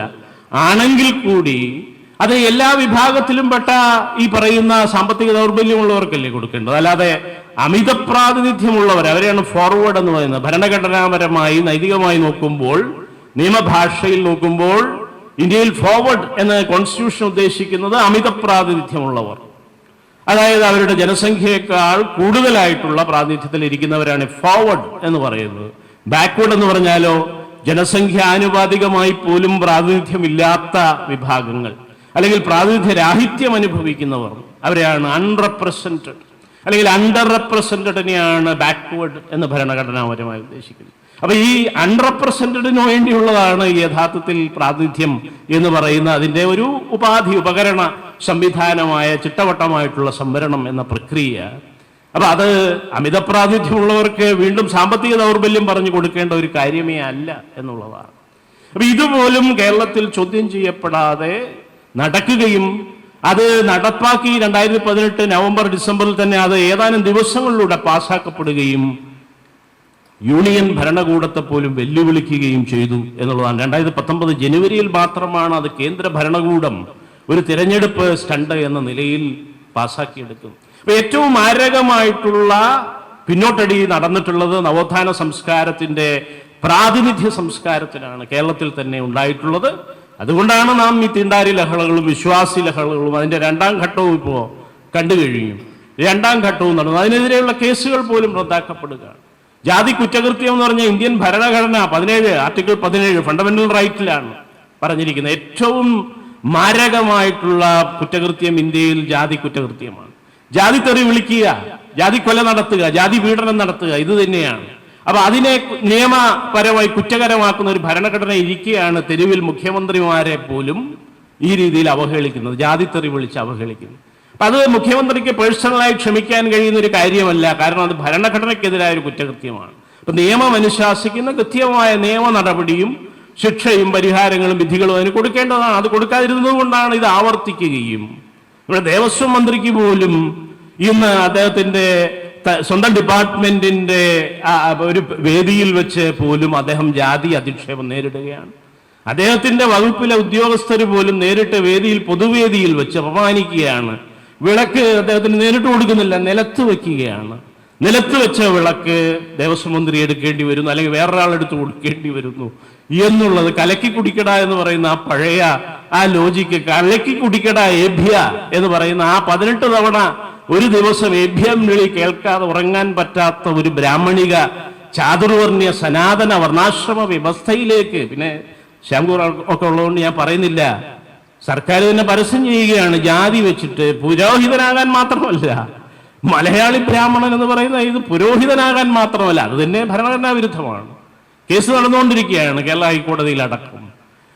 പാചകക്കാരനാകാൻ പോലും ഈ പറയുന്ന ജാതിയും വർണ്ണവും നോക്കി പാചകക്കാരനാക്കുക, ഇങ്ങനെയൊക്കെയുള്ള പരസ്യങ്ങൾ ദേവസ്വം ബോർഡും സർക്കാരും ഒക്കെ തന്നെ പൊതുവായി മാധ്യമങ്ങളിൽ കൊടുക്കുക. ഇങ്ങനെ നിരന്തരമായ ജാതി കുറ്റകൃത്യങ്ങളും ഭീകരതയും ജാതിയുടെ ഭീകരതയും അരങ്ങേറുന്ന ഒരു അവസ്ഥയിലേക്ക് പോകും. കാരണം ഭരണഘടന എന്ന് പറയുന്ന നീതിയുടെ അടിത്തറയെ നശിപ്പിച്ചാൽ, ജനായത്വത്തിന്റെ അടിത്തറയായ പ്രാഥമികമായിട്ടുള്ള പ്രക്രിയയായ പ്രാതിനിധ്യത്തെ തകർത്താൽ പിന്നെ ആ സമൂഹമില്ല, ഇന്ത്യയില്ല. ഇന്ത്യയുടെ നൈതിക കരാറിനെ ഏതെങ്കിലും രീതിയിൽ അധിക്ഷേപിച്ചാൽ, റദ്ദാക്കിയാൽ പിന്നെ ഇന്ത്യയില്ല. അപ്പൊ അതാണ് യഥാർത്ഥത്തിൽ നവോത്ഥാന അനന്തരം നടന്നിട്ടുള്ള ഏറ്റവും വലിയ അട്ടിമറി എന്ന് പറയുന്നത്. ഈ സാമ്പത്തിക വാദം കൊണ്ടുവന്നുകൊണ്ട് EMS തന്നെയാണ് അത് 57-ൽ അധികാരം കിട്ടിയപ്പോൾ 58-ൽ തന്നെ അദ്ദേഹത്തിന്റെ ഭരണകാലത്താണ് ആ ഒന്നാം പരിഷ്കാര കമ്മീഷനിലൂടെയാണ്, ചില ഗുമസ്തക്കുറിപ്പുകളിലൂടെയാണ് ഇത് പുറത്തേക്ക് വന്നിട്ടുള്ളത്. വലിയ ബ്യൂറോക്രാറ്റിക് ആയിട്ടുള്ള അട്ടിമറിയും കൂടിയാണ്. അതായത് സാമുദായിക സംവരണം എന്ന് പറയുന്നത് സർവീസിന്റെ കാര്യക്ഷമത തകർക്കും.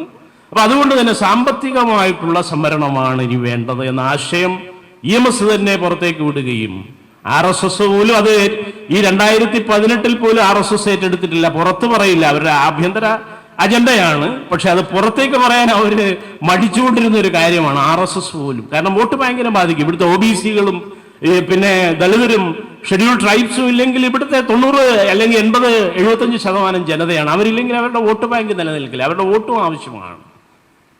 അപ്പോൾ RSS പോലും മിണ്ടാൻ മടിച്ച ഈ വാദം പുറത്തേക്ക് കൊടുക്കുകയും ജോസഫ് കമ്മീഷനിലൂടെ ഒരു മിനിറ്റിൽ ഞാൻ അവസാനിപ്പിക്കും. ജോസഫ് കമ്മീഷനിലൂടെ അതിനെ പുറത്തേക്ക് കൊണ്ടുവരും. പിന്നീട് മണ്ഡൽ കമ്മീഷൻ വിധി വന്നപ്പോൾ ഇത് എൻ്റെ ആശയമാണെന്ന് അതിൻ്റെ പിതൃത്വം നേരിട്ട് ഏറ്റെടുക്കുകയും ഒക്കെ ചെയ്തത് EMS ആണ് എന്നുള്ളതും കൂടി നാം ഓർക്കേണ്ടതാണ്. അതിൻ്റെ ഒരു കൾമിനേഷനിലാണ് 2018-ലെ EMS-ന്റെ കാലം കഴിഞ്ഞെങ്കിൽ പോലും 2018-ൽ അദ്ദേഹത്തിൻ്റെ ആരാധകരും അനുയായികളും ഒക്കെ കൂടെ തന്നെയാണ് ഈ ഭരണഘടനാ വിരുദ്ധമായ, നീതിവിരുദ്ധമായ, ഏതുതരം നാച്ചുറൽ ജസ്റ്റിസിനും എതിരായിട്ടുള്ള ഈ ഇന്ത്യൻ ഭരണഘടനയെ മാരകമായി തകർക്കുന്ന ഈ പ്രക്രിയ EWS-ലൂടെ പാസ്സാക്കി. ഇപ്പൊ NEP എന്ന് പറയുന്ന ദേശീയ വിദ്യാഭ്യാസ നയം, അതിൻ്റെ കാര്യത്തിലും കേരളമാണ് അത്യുത്സാഹം നടത്തുന്നത്. കർണാടക പോലും, ഒപ്പിട്ട കർണാടക പോലും BJP ഭരിച്ച കാലത്ത് 2020-ൽ NEP പാർലമെന്റിൽ അവര് ബില്ല് അവതരിപ്പിച്ച് പാസ്സാക്കി. അന്ന് അവര് ആക്രാമകമായി കർണാടകക്കാര് നടപ്പാക്കാൻ തുടങ്ങിയതാണ്. കോൺഗ്രസ് വന്നപ്പോൾ ഇപ്പൊ 2013-ൽ നടപ്പാക്കാൻ തുടങ്ങിയ ഒപ്പിട്ട കരാറിൽ നിന്ന് അവർ പിൻവാങ്ങുകയും നടപ്പാക്കുകയില്ല, എല്ലാം വിത്ഡ്രോ ചെയ്യുന്നു പ്രഖ്യാപിക്കുകയും ചെയ്തു. തമിഴ്നാട് അടക്കമുള്ള നിരവധി സ്റ്റേറ്റുകൾ EWS നടപ്പാക്കില്ല എന്ന് പ്രഖ്യാപിച്ചു, ഇപ്പോഴും നടപ്പാക്കിയിട്ടില്ല. 6ഓളം സ്റ്റേറ്റുകൾ അങ്ങനെ നിൽക്കുകയാണ്. NEP നടപ്പാക്കുകയില്ല എന്ന് പ്രഖ്യാപിച്ച 4ഓളം സ്റ്റേറ്റുകളുണ്ട്, തമിഴ്നാട് അടക്കം. ഇപ്പൊ കർണാടകയും കൂടി പിൻവലിഞ്ഞതോടുകൂടി അതിൽ കൂടുതലായി. അപ്പൊ കർണാടകക്കാര് പോലും റിജക്ട് ചെയ്ത NEP ആക്രാമകമായി നടത്തുകയും ഹൈന്ദവ ഭീകരതയുടെ ബ്രാഹ്മണിക മൂല്യവ്യവസ്ഥയുടെ ആധാരമാണ്. അതായത് ഇന്ത്യൻ ഭാവികളെ അടുത്ത ഒരു 20-30 വർഷത്തേക്ക് തകർക്കുന്ന പ്രക്രിയയാണ്. ഇന്ത്യയിലെ ഉന്നത വിദ്യാഭ്യാസം, ഗവേഷണം, ഇന്ത്യയിലെ പോസ്റ്റ് ഗ്രാജുവേറ്റ് വിദ്യാഭ്യാസം അടക്കമില്ലാതാക്കുന്ന പരിപാടിയാണ്. എക്സിറ്റും കൂടിയാണ് കൊടുത്തിരിക്കുന്നത്. ദളിത് ബഹുജൻ വിദ്യാർത്ഥികൾക്ക് 1 വർഷം സർട്ടിഫിക്കറ്റ് വാങ്ങി പോകാം, വരേണ്യ വിദ്യാർത്ഥികൾക്ക് 4 വർഷത്തെ ഓണേഴ്സ് എടുത്തുകൊണ്ട് നേരെ PhD-ക്ക് പോകാം എന്നാണ് പറഞ്ഞത്. അപ്പൊ ഇങ്ങനെ അതിഭീകരമായ നീതിയുടെ കരാറിന്റെ ലംഘനവും പ്രാതിനിധ്യത്തിന്റെ ജനായത്വത്തിന്റെ അട്ടിമറിയുമാണ് കേരളത്തിൽ നടന്നിട്ടുള്ളത്. ഒലിഗാർക്കിയാണ് അത് ചെയ്തത്. ഒലിഗാർക്കിയെ കുറിച്ച് ബ്രാഹ്മണരുടെ മക്കളെന്ന് അവകാശപ്പെടുന്ന സവർണ സിറിയൻ, നായർ, നസ്രാണി ഒലിഗാർക്കിയാണ് അത് ചെയ്തത്. അതിനെക്കുറിച്ചുള്ള ചർച്ചകൾ ഇല്ലാതെ നവോത്ഥാനം എങ്ങനെ പിൻവലിഞ്ഞു അല്ലെങ്കിൽ എങ്ങനെ പിന്നോട്ടടിച്ചു എന്ന് നമുക്ക് വിശദീകരിക്കാൻ കഴിയില്ല. ശൂദ്ര ലഹളയെക്കുറിച്ചുള്ള സ്ത്രീകൾ സ്വയം തീണ്ടാരികളാണെന്ന് പറഞ്ഞുകൊണ്ട് തെരുവിലിറങ്ങി ഭരണഘടനയെയും ആ ഭരണഘടനയുടെ ജെൻഡർ ജസ്റ്റിസിന് വേണ്ടി നടന്ന ഒരു വിധിയാണ്. ജെൻഡർ ജസ്റ്റിസിന് വേണ്ടി നടന്ന വിധി അത് നടപ്പാക്കാൻ ശ്രമിച്ച മുഖ്യമന്ത്രിയെ തന്നെ ജാതിത്തെറി പറഞ്ഞുകൊണ്ട് പിന്നണിയിലൂടെ ഇന്ത്യൻ ഭരണഘടനയുടെ ആധാരത്തെ തകർക്കുക. അപ്പൊ ഇത്തരം കാര്യങ്ങളും കൂടി ചർച്ചയ്ക്ക് എടുക്കണമെന്ന വിനീതമായ അഭ്യർത്ഥന മാത്രം നിങ്ങളുടെ മുൻപിൽ വെച്ചുകൊണ്ട് സമയം കുറച്ച് അതിക്രമിച്ചതുകൊണ്ട് ക്ഷമാപണം നടത്തിക്കൊണ്ട് നിർത്തുന്നു. നമസ്കാരം. ആദരണീയായ അധ്യക്ഷ, പ്രിയപ്പെട്ട സുജ സൂസൻ ജോർജ്, പ്രിയമുള്ള doctor Ajay Shekhar, doctor MP Manoj, വേദിയിലുള്ള ഏറ്റവും ബഹുമാനപ്പെട്ടവരെ, നവോത്ഥാനത്തിൻ്റെ പിന്മാറ്റം എന്നതാണ് നമ്മുടെ ചർച്ചാ വിഷയം.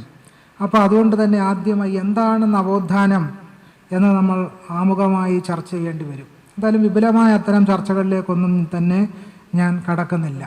അപ്പം നവോത്ഥാനം എന്ന് പറയുന്നത് ഒരു സാമൂഹ്യ പരിഷ്കരണ പ്രക്രിയയും അതുപോലെ തന്നെ സമൂഹത്തിനെ ആകമാനം മാറ്റിത്തീർത്ത ഒരു വ്യവസ്ഥിതിയായിട്ടും പൊതുവെ നമ്മൾ കരുതുന്നുണ്ട്. ഏതിൽ നിന്നായിരുന്നു നമ്മുടെ നവോത്ഥാനം? നവോത്ഥാനം എന്ന വാക്കിനെ അതുകൊണ്ട് തന്നെ കോട്ടാൻകോട്ട് ഉദ്ധരണിക്കകത്താണ് വായിക്കാൻ ഞാൻ ആഗ്രഹിക്കുന്നത്.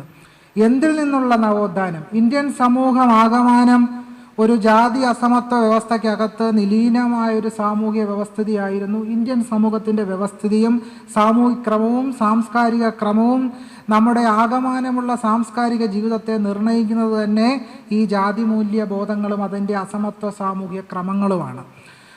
അപ്പോൾ അങ്ങനെ നോക്കുമ്പോൾ ഈ അസമത്വ സാമൂഹ്യ ക്രമങ്ങളിൽ നിന്നുള്ള മോചനമാണ് ഒരർത്ഥത്തിൽ നവോത്ഥാനം സാധ്യമാക്കിയത്. അതുകൊണ്ടാണ് അതിനെ ഒരർത്ഥത്തിൽ നാം നവോത്ഥാനം എന്ന് വിളിക്കുന്നത്. അങ്ങനെ വിളിക്കുമ്പോഴും ആ നവോത്ഥാനം എന്ന് പറയുന്ന സങ്കല്പത്തിനകത്ത് ചില പ്രശ്നങ്ങളുണ്ടായിരുന്നു. ഒന്ന്, രാജാറാം മോഹൻ റോയുടെ നേതൃത്വത്തിൽ ഉയർന്നു വന്ന സതി ഉൾപ്പെടെയുള്ള അല്ലെങ്കിൽ സതിയെ നിരോധിക്കാൻ ഉൾപ്പെടെയുള്ള നവോത്ഥാന പരിഷ്കരണ ശ്രമങ്ങൾ നടക്കുമ്പോൾ അതിൽ സതിയെ തിരസ്കരിക്കുന്നതിന് വേണ്ടി വേദങ്ങളിലേക്ക് പിന്മടങ്ങുകയും സതി ഇല്ലാതാക്കുന്നതിന് വേണ്ടി മനുസ്മൃതിയിൽ എവിടെങ്കിലും സതിക്ക് അനുകൂലമായോ പ്രതികൂലമായോ എന്തെങ്കിലും പറയുന്നുണ്ടോ എന്ന് അന്വേഷിക്കുന്ന ഒരു സാംസ്കാരിക വ്യവഹാരം റാംമോഹൻ റോയുടെ കാലഘട്ടത്തിൽ നടന്നിരുന്നു. പിന്നീട് ദയാനന്ദ സരസ്വതിയുടെ കാലഘട്ടത്തിൽ ശുദ്ധി പ്രസ്ഥാനത്തിലൂടെയാണ് ഈ നവോത്ഥാന പുനരുജ്ജീവനം നടന്നത്, ഒരർത്ഥത്തിൽ പുനരുദ്ധാനം എന്ന് പറയുന്നത്. അങ്ങനെ ശുദ്ധി പ്രസ്ഥാനത്തിലൂടെ ഇന്ത്യയിലെ ബഹുജനങ്ങളെ, കീഴാളരെ, മുസ്ലിങ്ങളായിട്ടുള്ള ജനവിഭാഗത്തിൽപ്പെട്ട ആളുകളെ ഹിന്ദു മതത്തിലേക്ക് മടക്കിക്കൊണ്ട് വരുവാൻ വേണ്ടി നടന്നൊരു പ്രസ്ഥാനമാണ് ദയാനന്ദ സരസ്വതിയുടെ നേതൃത്വത്തിൽ നടന്ന ശുദ്ധി പ്രസ്ഥാനം. ഈ ശുദ്ധി പ്രസ്ഥാനത്തെ പിന്നീട് സ്വാമി ശ്രദ്ധാനന്ദ ഏറ്റെടുക്കുകയും പിന്നീട് സവർക്കറുടെ നേതൃത്വത്തിൽ ഈ ശുദ്ധി പ്രസ്ഥാനം വളരെയധികം മുന്നോട്ട് പോവുകയും ചെയ്തു എന്നുള്ളത് ചരിത്രമാണ്. അങ്ങനെ ഹിന്ദുമതത്തിലേക്ക് മതം മാറിയവരെ എവിടെ ഉൾപ്പെടുത്തും? എവിടെ ഉൾപ്പെടുത്താനില്ല. കാരണം നാരായണ ഗുരുസ്വാമികൾ സൂചിപ്പിച്ചതുപോലെ ഹിന്ദു മതം എന്നൊരു മതമേ ഇല്ലല്ലോ. അങ്ങനെ അവിടെ ജാതിയുടെ ഒരു കൂട്ടം മാത്രമേ ഉള്ളൂ. അതുകൊണ്ട് തന്നെ ഹിന്ദു മതം എന്ന് പറയുന്ന ഏകശിലാത്മകമായ മതബോധ്യത്തിലേക്ക് കടന്നു വരുന്നവരെ ഉൾപ്പെടുത്താൻ സവർക്കറുടെ നേതൃത്വത്തിൽ ഒരു പുതിയ ജാതിയെ ഉണ്ടാക്കി. അതാണ് ഹിന്ദു ഗൗഡർ എന്ന് പറയുന്ന ഒരു പുതിയ ജാതിയെ സവർക്കറുടെ നേതൃത്വത്തിൽ ഉണ്ടാക്കിക്കൊണ്ടുവന്നു. ജസ്റ്റിസ് റാനഡെ ഉൾപ്പെടെയുള്ള ആളുകൾ ചെയ്തത് ഈ ഹിന്ദു പുനരുദ്ധാനമായിരുന്നു. വേദങ്ങളിൽ നിന്നും ഇതിഹാസങ്ങളിൽ നിന്നും പുരാണങ്ങളിൽ നിന്നും ഒരു പുതിയ ഇന്ത്യയെ, കോട്ടാൻകോട്ടിലാണ് ഞാൻ ആ പുതിയ ഇന്ത്യയെ, ഒരു പൗരാണിക ഇന്ത്യയെ വാർത്തെടുക്കാനുള്ള ശ്രമങ്ങളാണ് നടത്തിയത്. അതിനെ വിവേകാനന്ദൻ കൂടുതൽ മുന്നോട്ട് കൊണ്ടുപോവുകയാണ് യഥാർത്ഥത്തിൽ ചെയ്തത്. വിവേകാനന്ദൻ വലിയ വിപ്ലവകാരിയാണ്, വലിയ നവോത്ഥാന നായകനാണെന്നാണ് പറയപ്പെടുന്നത്. പക്ഷേ ആര്യൻ രക്തം കലരാത്ത ഒരു സമൂഹവും നാഗരികവൽക്കരിക്കപ്പെടുകയില്ലെന്നും നാഗരികത എന്നത് വേദത്തിൽ കാണപ്പെടുന്ന മൂല്യബോധങ്ങളാണ് നാഗരികതയെന്നും വിവേകാനന്ദൻ അരുളി ചെയ്തു. അപ്പൊ ഇങ്ങനെ ജാതിയാണ് ഇന്ത്യൻ സമൂഹത്തിന്റെ അടിസ്ഥാനമെന്നും ജാതിയെ കൈയൊഴിഞ്ഞതിനാലാണ് ഇന്ത്യൻ സമൂഹം തകർന്നടിഞ്ഞത് എന്നും വിവേകാനന്ദൻ നിരന്തരം പറഞ്ഞുകൊണ്ടിരുന്നു. അതുകൊണ്ട് തന്നെ സഹോദരൻ അയ്യപ്പൻ വിവേകാനന്ദനെ മുൻനിർത്തി പറഞ്ഞു, സഹോദരൻ അയ്യപ്പൻ വിവേകാനന്ദൻ ജാതിയെ വാർണിഷിട്ട് കാണിക്കുകയായിരുന്നു എന്ന്. അപ്പം ഞാൻ സൂചിപ്പിക്കാൻ ആഗ്രഹിക്കുന്നത്, ഇന്ത്യയിൽ ആകമാനം നടന്ന ഇത്തരം പരിഷ്കരണ പ്രവർത്തനങ്ങൾക്കുള്ളിൽ നമ്മൾ സൂക്ഷ്മമായിട്ട് നോക്കുമ്പോൾ റാംമോഹൻ റോയിയുടെയും ദയാനന്ദ സരസ്വതിയുടെയും വിവേകാനന്ദന്റെയും ഒക്കെ നേതൃത്വത്തിൽ നടന്ന ഈ ഹിന്ദു പുനരുദ്ധാനമാണ് 2024 ഭീകരമായി ഹിംസാത്മകമായി നമ്മെ പിടിമുറുക്കിയിരിക്കുന്നത്. അല്ലാതെ വേറൊന്നല്ല എന്നുള്ളതാണ് യാഥാർത്ഥ്യം. ഇന്ത്യ ടുഡേയിലെ സ്പെഷ്യൽ ഇഷ്യൂ അയോധ്യ പ്രാണപ്രതിഷ്ഠയ്ക്ക് ശേഷം പുറത്തു വന്നു. അതിൻ്റെ title the great Hindu revival എന്നാണ് ഇന്ത്യ ടുഡേ ഇറക്കിയിരിക്കുന്ന സ്പെഷ്യൽ പതിപ്പിന്റെ ശീർഷകം. ദ ഗ്രേറ്റ് ഹിന്ദു റിവൈവൽ, മഹത്തായ ഹിന്ദു പുനരുദ്ധാനം അല്ലെങ്കിൽ മഹത്തായ ഹിന്ദു നവോത്ഥാനം എന്ന് പറയുന്ന രീതിയിലേക്ക് അത് മാറിത്തീർന്നിരിക്കുന്നു. അപ്പം ഇത്തരത്തിൽ ഈ ബ്രാഹ്മണികമായ മൂല്യവ്യവസ്ഥയെ സമൂഹത്തിൽ മുന്നോട്ടെടുക്കുന്ന വിവേകാനന്ദന്റെയും റാംമോഹൻ റോയിയുടെയും ദയാനന്ദ സരസ്വതിയും അടക്കമുള്ള ഈ ബ്രാഹ്മണ്യ മൂല്യം കൊണ്ടു നടന്ന അത് സ്ഥാപിക്കാൻ ശ്രമിച്ച ബ്രാഹ്മണിക പാരമ്പര്യത്തിനെതിരെയാണ് മഹാത്മാ ഫൂലെയുടെയും അയോധ്യദാസ് പണ്ഡിതരുടെയും ഡോക്ടർ BR അംബേദ്കറുടെയും നാരായണ ഗുരുവിൻ്റെയും പെരിയാറുടെയും നേതൃത്വത്തിലുള്ള ഒരു പ്രതിപാരമ്പര്യം, ബഹുസ്വരമായ പ്രതിപാരമ്പര്യം ഇന്ത്യയിൽ ഉയർന്നു വന്നത്. ഒരർത്ഥത്തിൽ സൂക്ഷ്മമായിട്ട് നമുക്ക് ഇന്ത്യൻ സമൂഹത്തെ പരിശോധിക്കുകയാണെങ്കിൽ ഇന്ത്യൻ സമൂഹത്തെ പരിഷ്കരിച്ച ഏറ്റവും വലിയ നവോത്ഥാന പ്രസ്ഥാനം എന്ന് പറയുന്നത് അത് ഇന്ത്യൻ ഭരണഘടനയായിരുന്നു. ഇന്ത്യൻ ഭരണഘടനയാണ് ഇന്ത്യൻ സമൂഹത്തെ ആകമാനം പരിഷ്കരിക്കുന്നതിനുള്ള ഒരു തീസീസായി അവതരിപ്പിക്കപ്പെട്ടത്. ആ ഇന്ത്യൻ ഭരണഘടനയെ വിശാലാർത്ഥത്തിലുള്ള സാമൂഹ്യ നവോത്ഥാന പ്രക്രിയയെ പിന്നോട്ടടിക്കുന്ന കാര്യങ്ങളാണ് ഇപ്പോൾ നടന്നു വരുന്നത് എന്ന് നമുക്ക് മനസ്സിലാകും. അപ്പോൾ ഇപ്പോൾ നടന്നു വരുന്ന ഈ നവോത്ഥാനത്തിന്റെ പിന്മാറ്റം എന്നുള്ളതാണ് നമ്മുടെ ചർച്ചാ വിഷയം. എന്തൊക്കെയാണ് ഈ മൂല്യങ്ങളിൽ നമുക്ക് പിന്മാറ്റം വരുന്നത്? ഏറ്റവും പ്രധാനപ്പെട്ടത് സംവരണ അട്ടിമറിയാണ്. നമ്മുടെ ഈ സാമൂഹ്യ സമത്വം എന്ന് പറയുന്ന ആശയത്തിനെതിരായി ഇപ്പോൾ മുന്നോട്ട് വരുന്ന ഏറ്റവും പ്രധാനപ്പെട്ട പിന്മാറ്റം. അത് എല്ലാ തരത്തിലും സംവരണ അട്ടിമറി നടന്നുകൊണ്ടിരിക്കുകയാണ്. സർവകലാശാലകളോ ഉന്നത വിദ്യാഭ്യാസ സ്ഥാപനങ്ങളോ ഒന്നും അതിൽ നിന്ന് മുക്തമല്ല എന്ന് നമുക്ക് പരിശോധിച്ച് നോക്കുക പോലും ചെയ്യാതെ വ്യക്തമാണ്. കേരളത്തിലെ എയ്ഡഡ് സ്ഥാപനങ്ങൾ ഏറ്റവും ഭീകരമായ സംവരണ അട്ടിമറിയുടെയും സാമൂഹ്യ നീതി നിഷേധത്തിന്റെയും സ്ഥാപനങ്ങളായി നമ്മളെ നോക്കി പല്ലുളിക്കുകയാണ്. കേരളത്തിലെ ദേവസ്വം ബോർഡിന്റെ സ്ഥാപനങ്ങൾ നമ്മളെ നോക്കി പല്ലുളിക്കുകയാണ്. ഇങ്ങനെ സാമൂഹ്യ നീതിയെ എല്ലാ തരത്തിലും അട്ടിമറിക്കുന്ന ഒരു വ്യവസ്ഥാക്രമം നിലനിൽക്കുന്നു. അതുപോലെ തന്നെ ക്ഷേത്രബ്രാഹ്മണ്യം ഭീകരമായി നമ്മളെ പിടിമുറുക്കുന്നു. അയോധ്യയിൽ പ്രാണപ്രതിഷ്ഠ നടന്നു. എന്തിൻ്റെ പ്രാണപ്രതിഷ്ഠ, ആരുടെ പ്രാണപ്രതിഷ്ഠ ആണ് നടന്നത് എന്നുള്ളതാണ് പ്രധാനമായി ഉന്നയിക്കേണ്ട ഒരു ചോദ്യം. നിങ്ങൾ തുളസിമാല കഴുത്തിൽ ധരിച്ചാലും രാമനാമം ജപിച്ചാലും നിങ്ങളുടെ പട്ടിണി മാറുമോ എന്ന് ഡോക്ടർ BR അംബേദ്കർ ഒരു ചോദ്യം ഉന്നയിക്കുന്നുണ്ട്. നിങ്ങൾ പണ്ടാരിപ്പൂരിലേക്ക് സുദീർഘമായ തീർത്ഥയാത്ര ചെയ്താൽ, നിങ്ങൾ ക്ഷേത്രങ്ങൾക്കകത്തേക്ക് ദർശനം നടത്തിയാൽ നിങ്ങളുടെ കടങ്ങൾ ആരെങ്കിലും ഈ ക്ഷേത്രത്തിലിരിക്കുന്ന ദൈവം നീക്കം ചെയ്യുമോ എന്ന് ഡോക്ടർ BR അംബേദ്കർ ഒരു ചോദ്യം ഉന്നയിക്കുന്നുണ്ട്. പക്ഷേ ഇത്തരം ചോദ്യങ്ങളെയെല്ലാം അട്ടിമറിച്ചുകൊണ്ടാണ് ഒരു ഭീകരമായ ഒരു പ്രതിഷ്ഠ സമൂഹത്തെ ആകമാനം പിടിമുറുക്കിയിരിക്കുന്നത്. അത്തരം ഹിന്ദുത്വ ബ്രാഹ്മണ്യം അങ്ങനെ നമ്മളെ ഹിംസാത്മകമായി പിടിമുറുക്കുമ്പോഴും ഏത് രാമനെയാണ് നമ്മൾക്ക് വേണ്ടത് എന്ന് ചോദ്യം ഉന്നയിക്കുന്ന രീതിയിലേക്ക് നാം അധപ്പതിച്ചു പോയിരിക്കുന്നു. രാമനെ വിമോചനാത്മകമായി വ്യാഖ്യാനിക്കേണ്ട ഗതികേടിലേക്ക് നാം എത്തിച്ചേർന്നിരിക്കുന്നു. നമ്മുടെ പുരോഗമന ബുദ്ധിജീവികൾ നമ്മളോട് ചോദിക്കുകയാണ്, നിങ്ങൾക്ക് ഏത് രാമനെയാണ് വേണ്ടത്? നിങ്ങൾക്ക് ഗാന്ധിയുടെ രാമനെയാണോ വേണ്ടത്? സവർക്കറുടെ രാമനെയാണോ വേണ്ടത്? അതോ ത്യാഗരാജന്റെ ജഗദാനന്ദ കാരകനായ രാമനെയാണോ വേണ്ടത്? ഈ രാമന്മാരെല്ലാം ഒരു രാമൻ തന്നെയാണെന്നുള്ളതാണ് ചരിത്രപരമായ യാഥാർത്ഥ്യം. നിങ്ങളിനി ഏത് രാമനെ പറ്റി പറഞ്ഞാലും, ഗാന്ധിയുടെ രാമനെ പറ്റി പറഞ്ഞാലും, ഏത് രാമനെ പറ്റി പറഞ്ഞാലും ആളുകളുടെ ഹൃദയത്തിലൊരു രാമനുണ്ട്. അത് നിങ്ങൾ ഗാന്ധിയുടെ രാമനെ പറ്റി ഇനി 10,000 പേജുകളിൽ പ്രബന്ധം രചിച്ചാലും അമ്പും വില്ലുമായി നിൽക്കുന്ന രാമനെ അല്ലാതെ ആരെയും നിങ്ങൾക്ക് കാണുവാൻ കഴിയില്ല. അതുകൊണ്ടാണ് സുവീര ജയസൾ അവരുടെ പ്രബന്ധത്തിൽ ഒരു കാര്യം സൂചിപ്പിക്കുന്നുണ്ട്. ബുദ്ധിസവും ജൈനിസവും എന്തുകൊണ്ടാണ് രാമനെ ഉപേക്ഷിച്ചത്? കാരണം കൊണ്ടു നടന്നിട്ട് കാര്യമില്ല എന്ന് ബുദ്ധിസ്റ്റുകൾക്കും ജൈനിസ്റ്റുകൾക്കും മനസ്സിലായി. അതോടുകൂടി രാമനെ ബുദ്ധിസ്റ്റുകാരും ജൈനിസ്റ്റുകളും ഉപേക്ഷിച്ചു. അങ്ങനെ ബുദ്ധിസ്റ്റുകളും ജൈനിസ്റ്റുകളും ദളിതുകളും അംബേദ്കറും പെരിയാറും സാക്ഷാൽ നാരായണ ഗുരുസ്വാമികൾ തന്നെ ഉപേക്ഷിച്ച രാമനെ, ഇതാ നിങ്ങളുടെ രാമൻ, ദയാലുവായ കരുണയുള്ള രാമനെ നിങ്ങൾ കൈയേറ്റാലും എന്ന് പറഞ്ഞുകൊണ്ട് നാരായണ ഗുരുവിനെ തന്നെ അധിക്ഷേപിച്ചുകൊണ്ടൊരു രാമനെ മുന്നോട്ട് വെക്കുകയാണ്. നാരായണ ഗുരു രാമനെ തള്ളിക്കളഞ്ഞു.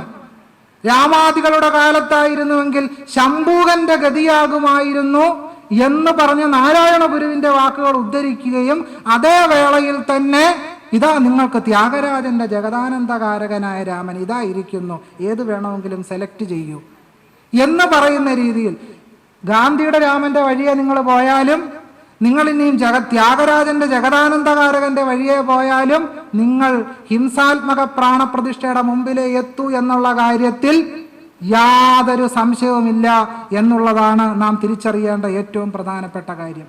ഇങ്ങനെ എല്ലാ അർത്ഥത്തിലും വളരെ ഭീകരമായ അട്ടിമറികളും വളരെ ഭീകരമായ നീതിനിഷേധവും നമ്മുടെ സമൂഹം നേരിട്ടുകൊണ്ടിരിക്കുന്നു. കഴിഞ്ഞ ദിവസം മദ്രാസ് ഹൈക്കോടതിയുടെ ഒരു വിധി വന്നു കഴിഞ്ഞു. പഴനി ക്ഷേത്രത്തിൽ അഹിന്ദുക്കൾക്ക് പ്രവേശനമില്ല. തമിഴ്നാട്ടിലെ മറ്റൊരു ക്ഷേത്രത്തിൽ സംബന്ധിച്ചൊരു വിധി പുറപ്പെടുവിക്കപ്പെട്ടിരിക്കുന്നു ഹൈക്കോടതിയിൽ നിന്നും. പാന്റും ഷർട്ടും ഇട്ട് ഇനി അങ്ങോട്ട് പ്രവേശിക്കാൻ കഴിയില്ല. മാംസഭക്ഷണത്തെ സംബന്ധിച്ച് രാമൻ മാംസം ഭക്ഷിച്ചു എന്ന് പറഞ്ഞ ഒരു സംഭാഷണ ശകലമുണ്ട് എന്നതിൻ്റെ പേരിൽ അന്നപൂരണിക്കെതിരായി വലിയ ഹിംസാത്മകമായ വെല്ലുവിളികളാണ് ഉയർന്നത്. പക്ഷേ നിങ്ങൾ നോക്കൂ, വാൽമീകി രാമായണം എടുത്ത് വായിച്ചു നോക്കൂ. സീതയെയും കൊണ്ട് കാട്ടിലൂടെ നടക്കുമ്പോൾ, നദിയിലൂടെ നടക്കുമ്പോൾ ഇതാ നല്ല പൊരിച്ച മാംസം, ഇതാ നല്ല വെന്ത മാംസം എന്ന് പറഞ്ഞുകൊണ്ട് രാമൻ സീതയ്ക്ക് മാംസം കൊടുക്കുന്ന രംഗം നിങ്ങൾക്ക് വാൽമീകി രാമായണത്തിൽ കാണാം. ചിത്രകൂടത്തിൽ ബലിയർപ്പിക്കുന്ന രംഗം വാൽമീകി രാമായണത്തിൽ വിവരിക്കുന്നുണ്ട്. അവിടെ മാനിനെയും അതുപോലെ തന്നെ പന്നിയെയും ഒക്കെ വേട്ടയാടി കൊണ്ടുവന്ന് ചിത്രകൂടത്തിൽ ബലിയർപ്പിക്കുന്ന രാമനെ നിങ്ങൾക്ക് കാണാം.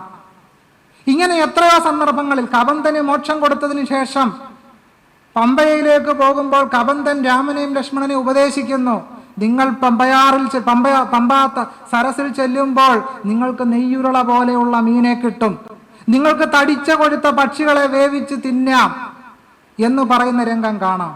വനവാസത്തിന്റെ സന്ദർഭത്തിൽ വനവാസത്തിന് പോകാൻ നിൽക്കുന്ന സീതാദേവി ഗംഗയോട് പറയുന്നത്, ഞാൻ പോയിട്ട് വരുമ്പോൾ നിങ്ങൾക്ക് മാംസം കലർന്ന ചോറ് തരാം, ചിക്കൻ ബിരിയാണി തരാമെന്നായിരിക്കും പറയുന്നത്, അല്ലെങ്കിൽ ബീഫ് ബിരിയാണി തന്നെ. അപ്പോൾ ഇങ്ങനെ ചിക്കൻ ബിരിയാണിയും ബീഫ് ബിരിയാണിയും വഴിപാട് നേർന്ന ഒരു പാരമ്പര്യം. പക്ഷെ ഇപ്പോൾ അന്നപൂരണിക്കകത്ത് അത്തരമൊരു പരാമർശമുണ്ട് എന്നതിൻ്റെ പേരിൽ വലിയ ഹാലിളകുകയാണ്. തന്ത്രഗ്രന്ഥങ്ങളെടുത്ത് പരിശോധിക്കുക. ഏറ്റവും പ്രസിദ്ധമായൊരു തന്ത്രഗ്രന്ഥം ബ്രഹ്മയാമളം 7-ാം നൂറ്റാണ്ടിൽ. അതിനകത്ത് താന്ത്രികനായ സാധകൻ ഭക്ഷിച്ചിരിക്കേണ്ട മാംസത്തിന്റെ ഒരു നീണ്ട ലിസ്റ്റ് തന്നെ കാണാം. ദക്ഷിണേന്ത്യയിലെ തമിഴ്നാട്ടിൽ നിന്ന് ലഭ്യമായ പോണ്ടിച്ചേരി ഫ്രഞ്ച് ഇൻസ്റ്റിറ്റ്യൂട്ടിൽ നിന്ന് ലഭ്യമായ താളിയോലയിൽ മത്സ്യത്തിന്റെ തല കളഞ്ഞ് ബാക്കി മീനിന്റെ ഭാഗം ഹോമിക്കുന്ന മത്സ്യഹോമത്തെപ്പറ്റി ദക്ഷിണേന്ത്യൻ ബ്രഹ്മയാമളത്തിൽ പരാമർശമുണ്ട്.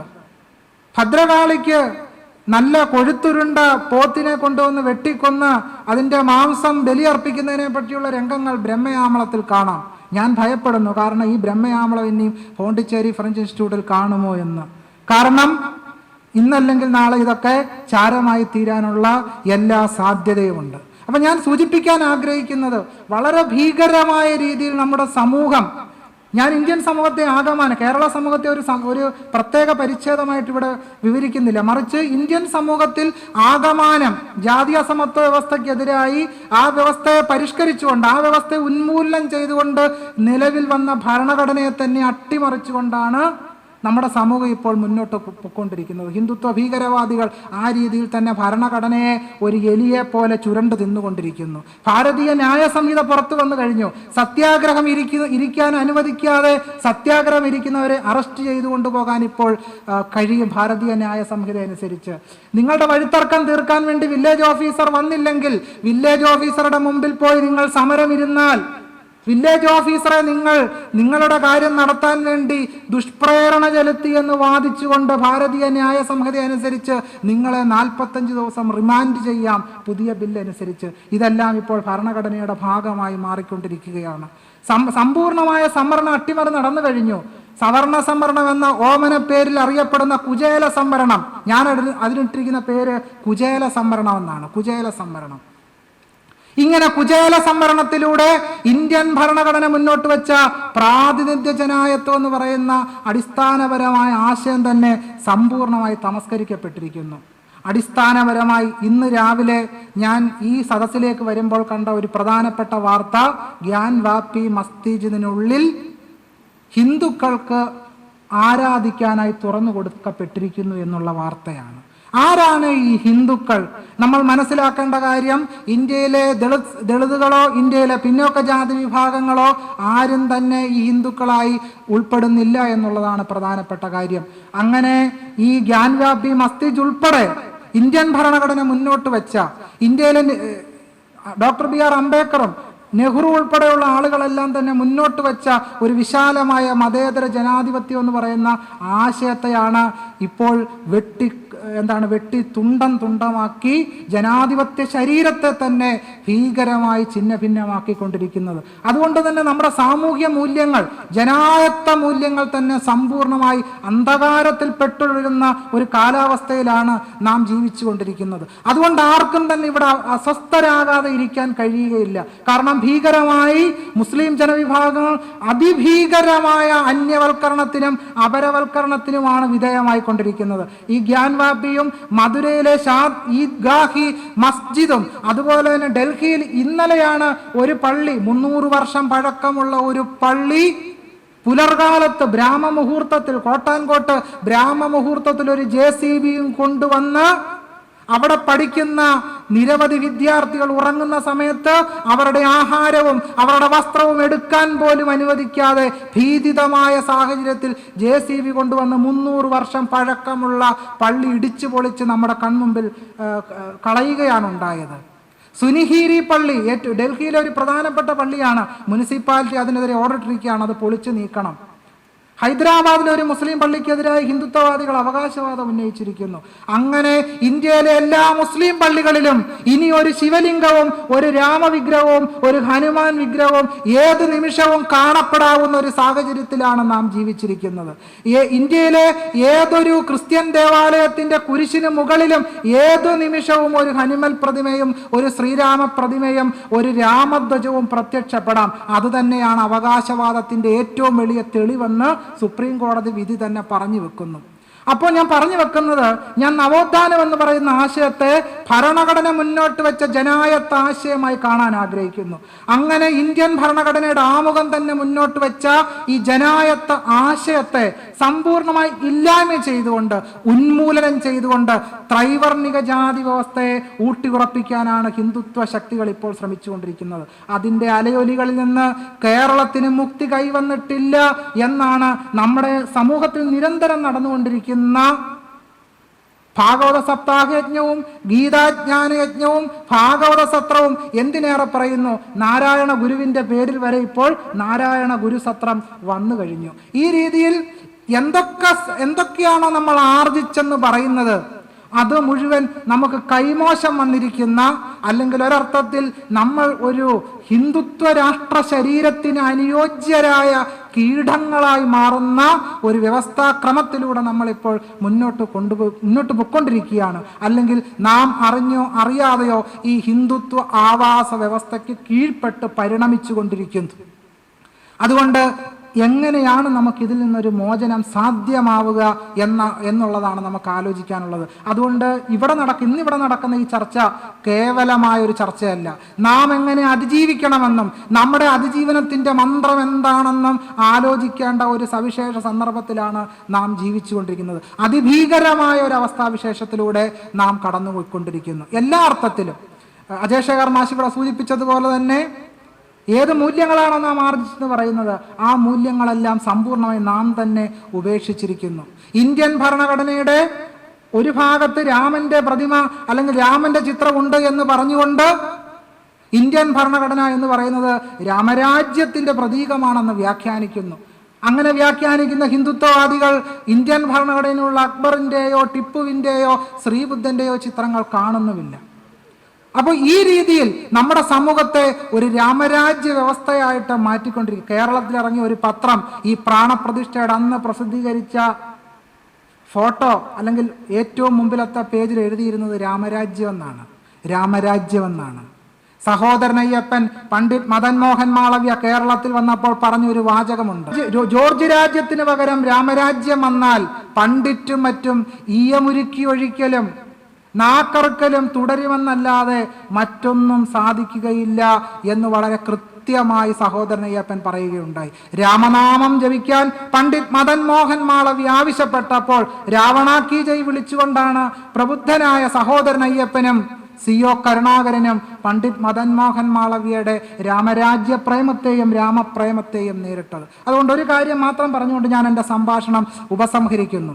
നിങ്ങൾ വിമോചനാത്മകമായ ഒരു രാമനെയാണ് തേടുന്നതെങ്കിൽ നിങ്ങളുടെ ആ സഞ്ചാരം ചാണകക്കുഴിയിലേക്ക് തന്നെയായിരിക്കും എന്ന് പറഞ്ഞുകൊണ്ട് ഞാൻ എൻ്റെ വാക്കുകൾ ഉപസംഹരിക്കുകയാണ്. കാരണം അത് ഏത് രാമനായിക്കട്ടെ, ത്യാഗരാജന്റെ ജഗദാനന്ദകാരകനായ രാമനായാലും ഗാന്ധിയുടെ രാമനായാലും ഭക്തജനങ്ങളുടെ ഹൃദയത്തിനുള്ളിൽ ഇരിക്കുന്നത് സന്ധ്യാസമയത്ത് ജപിക്കുന്ന ആ രാമനാമമുണ്ടല്ലോ, ഭംഗിയോടെ ഭൂമി തന്നെ ബ്രാഹ്മണർക്ക് നൽകുവാൻ ഭാർഗവനായി വന്നുദിച്ച രാമ പാഹിമ.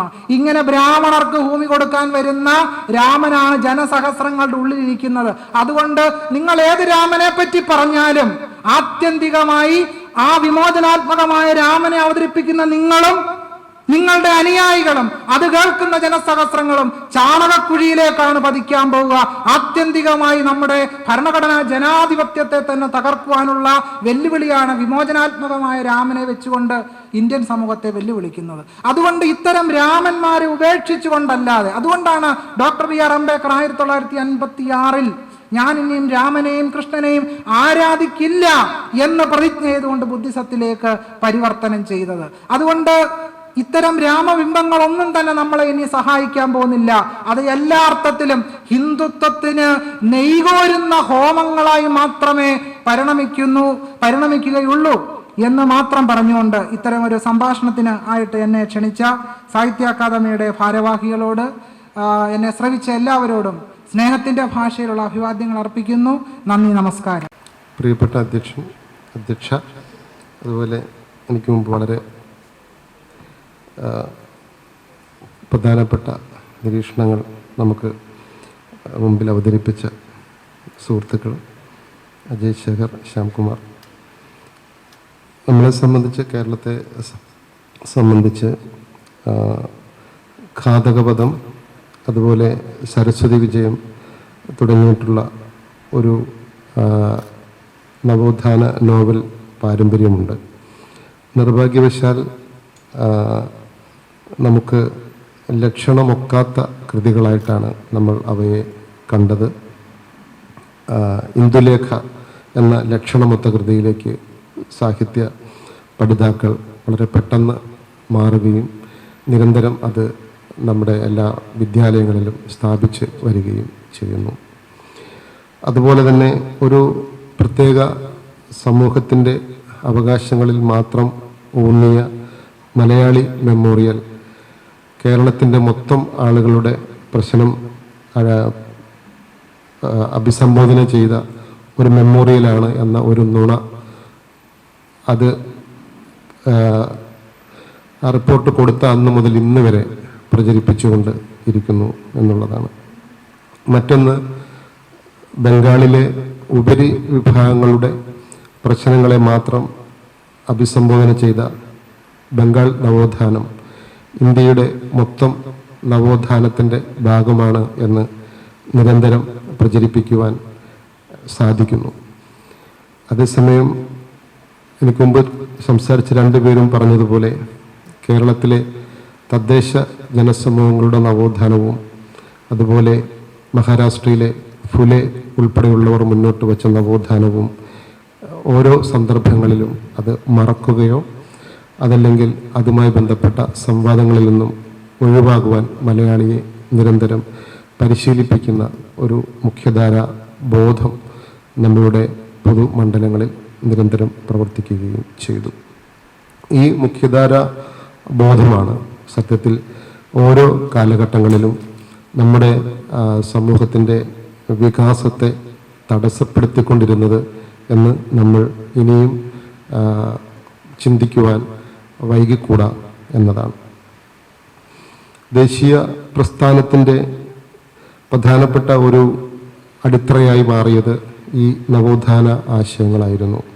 പ്രധാനമായിട്ടും ഗാന്ധിജിയുടെ മുൻകൈയിൽ രൂപപ്പെട്ട ദേശീയ പ്രസ്ഥാനം ഇന്ത്യയിലെ എല്ലാ നവോത്ഥാന നേതൃത്വങ്ങളെയും നേരിട്ട് കണ്ട് നേരിട്ട് സംവദിച്ച് പരിഷ്കരിച്ചും സ്വയം തിരുത്തിയും ഒരളവോളമെങ്കിലും, ഗാന്ധിജി ഒരു പൂർണ്ണനായ വ്യക്തിയാണെന്ന് ഞാൻ പറയാൻ ആഗ്രഹിക്കുന്നില്ല, നേരെ മറിച്ച് അദ്ദേഹത്തിൻ്റെ തന്നെ ആശയങ്ങൾ ഓരോ ഘട്ടത്തിലും അദ്ദേഹം തന്നെ പരിഷ്കരിച്ചും സ്വയം തിരുത്തിക്കൊണ്ടുമാണ് ദേശീയ പ്രസ്ഥാനം നമ്മളുടെ നവോത്ഥാന ആശയങ്ങളെ സ്വീകരിച്ചത്. അതിൻ്റെ പ്രധാനപ്പെട്ട ഒരു ഘടകമായിട്ടാണ് ശ്യാംകുമാർ സൂചിപ്പിച്ചതുപോലെ ഇന്ത്യയുടെ ഭരണഘടന രൂപപ്പെടുകയും ചെയ്യുന്നത്. അഥവാ നമ്മുടെ ദേശീയ പ്രസ്ഥാനത്തിലും നമ്മുടെ ഭരണഘടനയിലും നവോത്ഥാനത്തിൻ്റെ ഏറ്റവും വിശിഷ്ടമായ പ്രതിഫലനം ഉണ്ടായിരുന്നു എന്ന് നമുക്ക് അറിയാം. അതുകൊണ്ട് തന്നെ ഇന്ത്യൻ ഭരണഘടനയെ നിരന്തരം അവഗണിക്കുക, ഇന്ത്യൻ ഭരണഘടനയെ നമ്മൾ നേരത്തെ സൂചിപ്പിച്ചതുപോലെ, നേരത്തെ നമ്മൾ ഘാതകവധം, സരസ്വതി വിജയം, ഫൂലെ, കേരളത്തിലെ തദ്ദേശ നവോത്ഥാനം, ഇവയൊക്കെ നിരന്തരം നമ്മൾ അവഗണിച്ചതുപോലെ ഇന്ത്യൻ ഭരണഘടനയെയും നമ്മൾ നിരന്തരം അവഗണിക്കുകയായിരുന്നു. ഇന്ത്യയിലെ സ്വാതന്ത്ര്യ ഘട്ടത്തിൽ പ്രതിപക്ഷത്ത് ഇരിക്കുവാൻ അവസരം ലഭിച്ച ഒരു ആശയം കൈകാര്യം ചെയ്യുന്ന രാഷ്ട്രീയ പ്രസ്ഥാനം വർഷങ്ങളോളം ഇന്ത്യൻ ഭരണഘടനയെ അട്ടിമറിക്കാനാണ് ശ്രമിച്ച് വന്നിരുന്നത്. ഇന്ത്യൻ പാർലമെൻറ്റ് ഒരു വലതുപക്ഷ മുതലാളിത്ത പാർലമെൻറ്റാണ് എന്നാണ് അവർ നിരന്തരം ജനങ്ങളോട് പറഞ്ഞുകൊണ്ടിരുന്നത്. ഡോക്ടർ അംബേദ്കറിനെ ഒരു മുതലാളിത്തത്തിൻ്റെ ചാരൻ എന്നാണ് അവർ വിളിച്ചുകൊണ്ടിരുന്നത്. കുറഞ്ഞത് 2000 വരെയെങ്കിലും ഈ ആശയമായിരുന്നു ആ രാഷ്ട്രീയ ദർശനങ്ങളുള്ള രാഷ്ട്രീയ പ്രസ്ഥാനങ്ങളെ ഭരിച്ചിരുന്നത്. അവർ നിരന്തരം ഇലക്ട്രൽ പൊളിറ്റിക്സിൽ മത്സരിക്കുന്നവരും അധികാരം ഉപയോഗിക്കുന്നവരും ഒക്കെയാണ്. പക്ഷേ അവർ ഇന്ത്യൻ ഭരണഘടനയെ അംഗീകരിക്കുകയില്ല, ഇന്ത്യൻ പാർലമെൻറ്റിനെ അംഗീകരിക്കുകയില്ല. ഇതാണ് സത്യത്തിൽ ഇന്ത്യൻ ഭരണഘടനയെ തകർക്കുന്നതിൽ പ്രധാനപ്പെട്ട പങ്കുവഹിച്ച 2 ഘടകങ്ങളിൽ ഒന്ന്. ഒരു വശത്ത് മനുസ്മൃതിവാദം മുന്നോട്ട് വെച്ച മനുവാദികളുടെ താല്പര്യങ്ങൾ, മറുവശത്ത് മാർക്സിയൻ ആശയങ്ങൾ പിന്തുടരുന്ന എന്ന് സ്വയം വിചാരിച്ചിരുന്ന, സത്യത്തിൽ അവർ മാർക്സിസ്റ്റുകളൊന്നും അല്ല, അവർ വിചാരിക്കുകയാണ്, അല്ലെങ്കിൽ അവരിങ്ങനെ പ്രചരിപ്പിക്കുകയാണ്. ഈ 2 ആശയങ്ങളും കഴിഞ്ഞ 75 വർഷവും ഇന്ത്യൻ നവോത്ഥാനത്തെയും ഇന്ത്യൻ ഭരണഘടനയെയും ദേശീയ നേതൃത്വങ്ങളെയും നിരന്തരം ആക്രമിക്കുകയും ഇത് ഫലത്തിൽ മനുവാദത്തിന് അനുയോജ്യമായ ഒരവസരം ഒരുക്കി കൊടുക്കുകയും ആയിരുന്നു എന്ന് നമുക്ക് കാണുവാൻ സാധിക്കും. ഇപ്പം നാരായണഗുരു, അയ്യൻകാളി, സഹോദരനയ്യപ്പൻ, മമ്പുറം തങ്ങൾ, വൈകികലപ്പച്ചൻ ഉൾപ്പെടെയുള്ള കേരളത്തിലെ നവോത്ഥാന പഠനങ്ങളൊക്കെ രൂപപ്പെട്ടപ്പോൾ അതിനെ 90കളിൽ വർഗീയ പഠനങ്ങൾ എന്നാണ് ഇത്തരം സംവാദ മണ്ഡലങ്ങൾ വിളിച്ചത്. ഇപ്പോൾ അതിനെ സ്വത്വ പഠനങ്ങൾ എന്നാണ് വിളിക്കുന്നത്. അപ്പോൾ ഒരു വശത്ത് വർഗീയ പഠനങ്ങൾ എന്ന് വിളിച്ചുകൊണ്ട് കഴിഞ്ഞ 10-30 വർഷം അതിനെ ഒഴിവാക്കിക്കൊണ്ടിരുന്നു. പിൽക്കാലത്ത് സമകാലത്ത് സ്വത്വവാദികൾ എന്ന് പറഞ്ഞുകൊണ്ട് അതിനെ ഒഴിവാക്കുവാൻ ശ്രമിക്കുന്നു. ഫലത്തിൽ ഇത്തരത്തിലുള്ള ആശയങ്ങളാണ് ഇന്ത്യയുടെ നവോത്ഥാനത്തെ നിരന്തരം പുറത്ത് നിർത്തുവാൻ ശ്രമിച്ചു വന്നിരുന്നത് എന്ന് നമ്മൾ മനസ്സിലാക്കേണ്ടതുണ്ട്. ദ്രാവിഡ മതങ്ങൾ, സിഖ് മതങ്ങൾ, PRDS, രവിദാസി, ബുദ്ധിസം, ജൈനം തുടങ്ങിയിട്ടുള്ള സ്വതന്ത്രമായ ആശയങ്ങളുള്ള, ജനാധിപത്യ മൂല്യങ്ങളുള്ള, തുല്യത കൽപ്പിച്ച ഇന്ത്യയിലെ മതങ്ങൾക്കൊന്നും തന്നെ അവരുടേതായ ഒരു സ്വാതന്ത്ര്യം ലഭിച്ചില്ല. അവയൊക്കെയും ഹിന്ദു വ്യക്തി നിയമങ്ങളുടെ ഭാഗമാവുകയും ഫലത്തിൽ ഹിന്ദുമതത്തിൻ്റെ ഭാഗമായി അവയെ സ്ഥാപിക്കുകയുമാണ് ചെയ്തത്. ഇതിലൂടെ ഈ മതങ്ങൾക്കൊന്നും തന്നെ സ്വതന്ത്രമായ ആശയങ്ങൾ ആ അർത്ഥത്തിൽ ആവിഷ്കരിക്കുവാനോ നടപ്പിലാക്കുവാനോ സാധിച്ചില്ല. ഇത്തരത്തിലുള്ള പ്രവർത്തനങ്ങളും കഴിഞ്ഞ 75 വർഷങ്ങളായിട്ട്, അല്ലെങ്കിൽ സ്വാതന്ത്ര്യാനന്തരം ഇത്തരത്തിലുള്ള പ്രവർത്തനങ്ങളും നവോത്ഥാന ആശയങ്ങളെ പിറകോട്ട് കൊണ്ടുപോകുന്നതിന് കാരണമായി തീരുകയുണ്ടായി. നവോത്ഥാന ആശയം പിറകോട്ട് പോകുന്നതിൻ്റെ ഏറ്റവും പ്രധാനപ്പെട്ട കാരണം അജയ് ശേഖർ ആദ്യമേ സൂചിപ്പിച്ചതുപോലെ പ്രാതിനിധ്യ അവകാശങ്ങളിൽ നിന്നും അത് ആരുമായിക്കോട്ടെ, അത് ട്രാൻസ്ജെൻഡർ ആയിക്കൊള്ളട്ടെ, അത് ഫിസിക്കലി ചലഞ്ചഡ് ആയിട്ടുള്ള ആളുകളായിക്കോട്ടെ, അല്ലെങ്കിൽ നമ്മൾ ഇനിയും ഒരുപക്ഷെ പുതിയ രൂപത്തിൽ നമ്മൾ വിലയിരുത്തിയിട്ടില്ലാത്ത സമൂഹങ്ങളായിക്കൊള്ളട്ടെ, റെപ്രസെൻറ്റേഷൻ എന്നത് പ്രധാനപ്പെട്ട ഒരു കാര്യമാണ്. പക്ഷേ റെപ്രസെൻറ്റേഷനെ കുറിച്ചിട്ടുള്ള ചർച്ചകളിൽ നിരന്തരം അധികാരികൾ പിന്മടങ്ങുന്നതാണ് നമ്മൾ മുൻപും കാണുന്നത്. ഇപ്പോൾ 4-ാമിടം 3-ാമിടം പോലുള്ള രാഷ്ട്രീയ ചർച്ചകൾ നടന്ന 90-കളിൽ പോലും റെപ്രസെൻറ്റേഷനെ കുറിച്ചിട്ടല്ല സംസാരിച്ചിരുന്നത് എന്ന് നമുക്ക് കാണുവാൻ സാധിക്കുന്നുണ്ട്. അധികാരവും സമ്പത്തും രൂപപ്പെടുത്തുന്ന വ്യക്തികൾക്കോ സമൂഹങ്ങൾക്കോ മാത്രമേ ഇന്ത്യയിലെ ഈ ജീർണതയിൽ നിന്നും മുന്നോട്ട് പോകുവാൻ കഴിയുകയുള്ളൂ. അതിൻ്റെ പല പ്രതിഫലനങ്ങളും ഇപ്പോൾ ഗാന്ധിയൻ ആശയങ്ങളോട് താല്പര്യപ്പെട്ട വിനോബ ഭാവെ പ്രസ്ഥാനം. വിനോബ ഭാവെ പ്രസ്ഥാനം സമൂഹത്തിലെ മുഖ്യധാരയുടെ ഉള്ളിൽ തന്നെ ഒരു പരിണാമത്തിനാണ് ശ്രമിച്ചത്. അതിൻ്റെ ഒരു കേരളത്തിൻ്റെ ഒരു തെളിവാണ് മലപ്പുറം ജില്ലയിലെ ഒരു ഗ്രാമത്തിൽ വിനോബ ഭാവയുടെ ശിഷ്യൻ 1500 ഹരിജന കുടുംബങ്ങൾക്ക്, പുതിയ രീതിയിൽ പറയുമ്പോൾ ഷെഡ്യൂൾഡ് കാസ്റ്റ് വിഭാഗങ്ങൾക്ക്, തൻ്റെ സ്വന്തം അദ്ദേഹം ഗുജറാത്തിൽ നിന്ന് വരുന്ന ഒരു കച്ചവടക്കാരനായ ഷേണായി വിഭാഗത്തിൽപ്പെട്ട ആളാണ്. അദ്ദേഹം തൻ്റെ കുടുംബ സ്വത്ത് വിറ്റ് 1500 കുടുംബങ്ങൾക്ക് അദ്ദേഹം 2 ഏക്കർ ഭൂമി വീതം അദ്ദേഹം വിതരണം ചെയ്യുകയും അത് മറ്റ് ആളുകൾക്ക് വിറ്റ് നഷ്ടപ്പെടാതിരിക്കുവാൻ ഈ കുടുംബങ്ങൾ തന്നെ അവർക്കുള്ളിൽ മാത്രമാണ് ഇതിൻ്റെ ക്രയവിക്രയമെന്ന് രേഖ എഴുതി വെക്കുകയും ഇന്നും നെടിയിരിപ്പ് കോളനി എന്ന പേരിൽ അറിയപ്പെടുന്ന ആ ഭൂപ്രദേശം, ആ വിഭാഗങ്ങൾ ഇന്നും അവരുടെ കൈവശം നമുക്ക് കാണുവാൻ സാധിക്കും. 2 ഏക്കർ ഭൂമി വീതമാണ് ഓരോ കുടുംബങ്ങൾക്കും നൽകിയത്. അതേസമയം കേരളത്തിലെ കൂടുതൽ ചർച്ച ചെയ്യപ്പെടുന്ന ഭൂപരിഷ്കരണം എന്താണ് ചെയ്തത്? ഭൂപരിഷ്കരണം ചെയ്തത് ഭൂസ്വാമിമാരായ സമ്പന്നന്മാർക്ക് EMS പോലുള്ളവർ അവരോട് പോയി സംസാരിച്ച് അവരോട് ഒന്നെങ്കിൽ നിങ്ങൾ ഭൂമി 5 ഏക്കർ വീതം ഓരോ കുടുംബങ്ങളുടെ ഓരോ അംഗങ്ങളുടെയും പേരിൽ എഴുതി വെക്കാൻ പറഞ്ഞു, അല്ലെങ്കിൽ നിങ്ങളിത് വിറ്റ് നിങ്ങളത് പണമായി ബാങ്ക് രൂപപ്പെടുത്താൻ പറഞ്ഞു. അങ്ങനെ വിറ്റ് പണമാക്കിയവർ ഗൃഹലക്ഷ്മി ബാങ്ക് രൂപപ്പെടുത്തി, അല്ലാത്തവർ വീട്ടിലെ ഓരോ കുടുംബാംഗങ്ങളുടെ പേരിലും 5 ഏക്കർ ഭൂമി വീതം അത് വീതിച്ചു. അതിനുശേഷമാണ് ഭൂപരിഷ്കരണം നടന്നത്. ആ ഭൂപരിഷ്കരണത്തിൽ 5 സെന്റും 2 സെന്റിനും അപ്പുറത്തേക്ക് ഭൂരഹിതരായ കുടിയാന്മാരായ യഥാർത്ഥ തൊഴിലാളികൾക്ക് കിട്ടിയില്ല, യഥാർത്ഥ അധ്വാന സമൂഹങ്ങൾക്ക് കിട്ടിയില്ല. അവിടെ തന്നെ TV ചന്ദ്രനെ പോലുള്ള സംവിധായകന്മാർ പറയുന്നത് പോലെ പണി നോക്കി നിന്നവന്, വയലിൽ നോക്കി നിന്നവന് ഭൂമി കിട്ടി, വയലിലിറങ്ങി പണിതവന് ഭൂമി കിട്ടിയില്ല. ഇതാണ് കേരളത്തിൽ നടന്ന ഭൂപരിഷ്കരണം.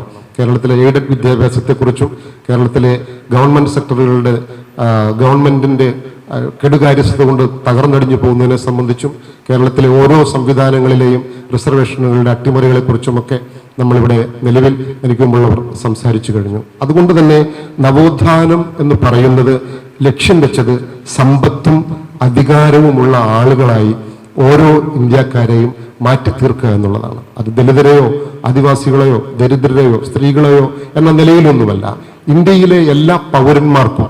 അതുകൊണ്ടാണ് നമ്മളൊരു ക്ഷേമരാഷ്ട്ര സങ്കല്പം എന്ന ആശയം മുന്നോട്ട് വെച്ചത്. ക്ഷേമരാഷ്ട്രം, വെൽഫെയർ സ്റ്റേറ്റ് എന്നൊരു ആശയം നമ്മൾ മുന്നോട്ട് വെക്കുന്നത്.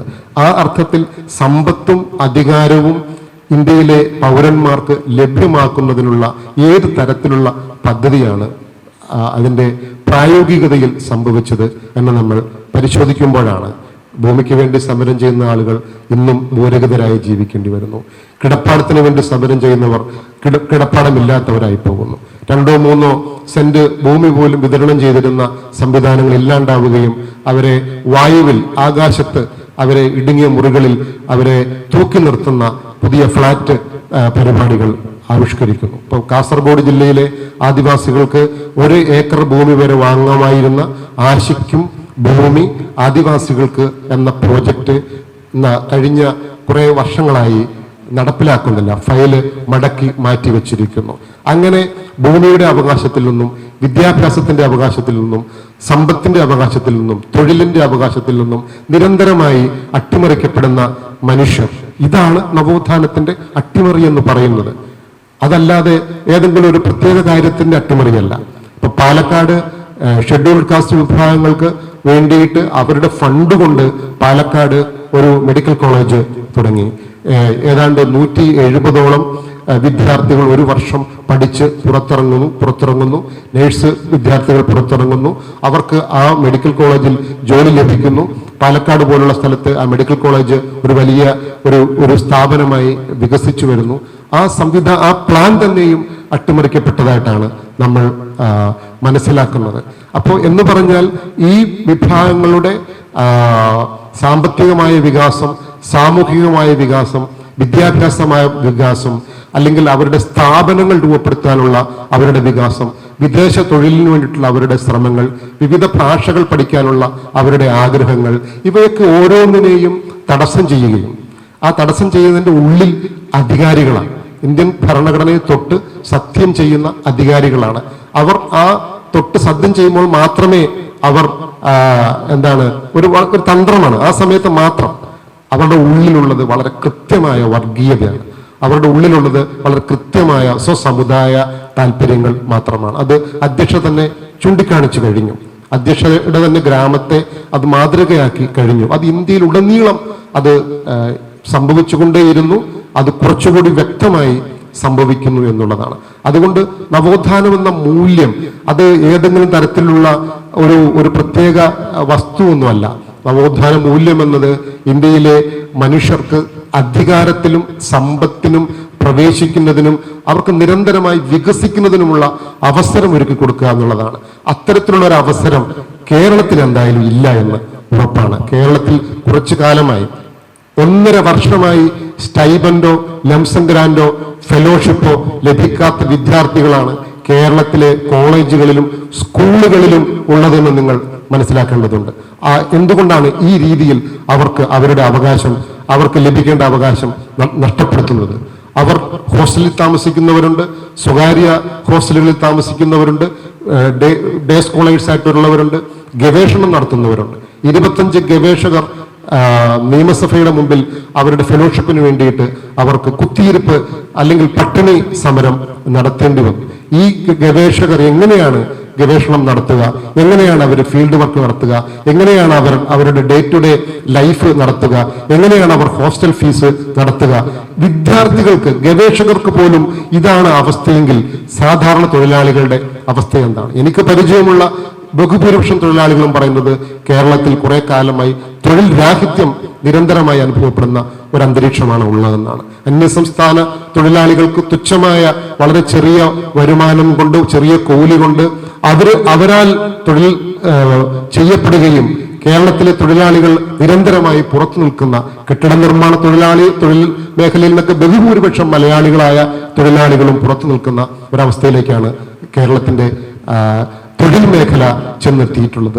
ഗവൺമെന്റ് മേഖലകൾ നിരന്തരമായി സ്വകാര്യവൽക്കരിക്കപ്പെടുന്നു.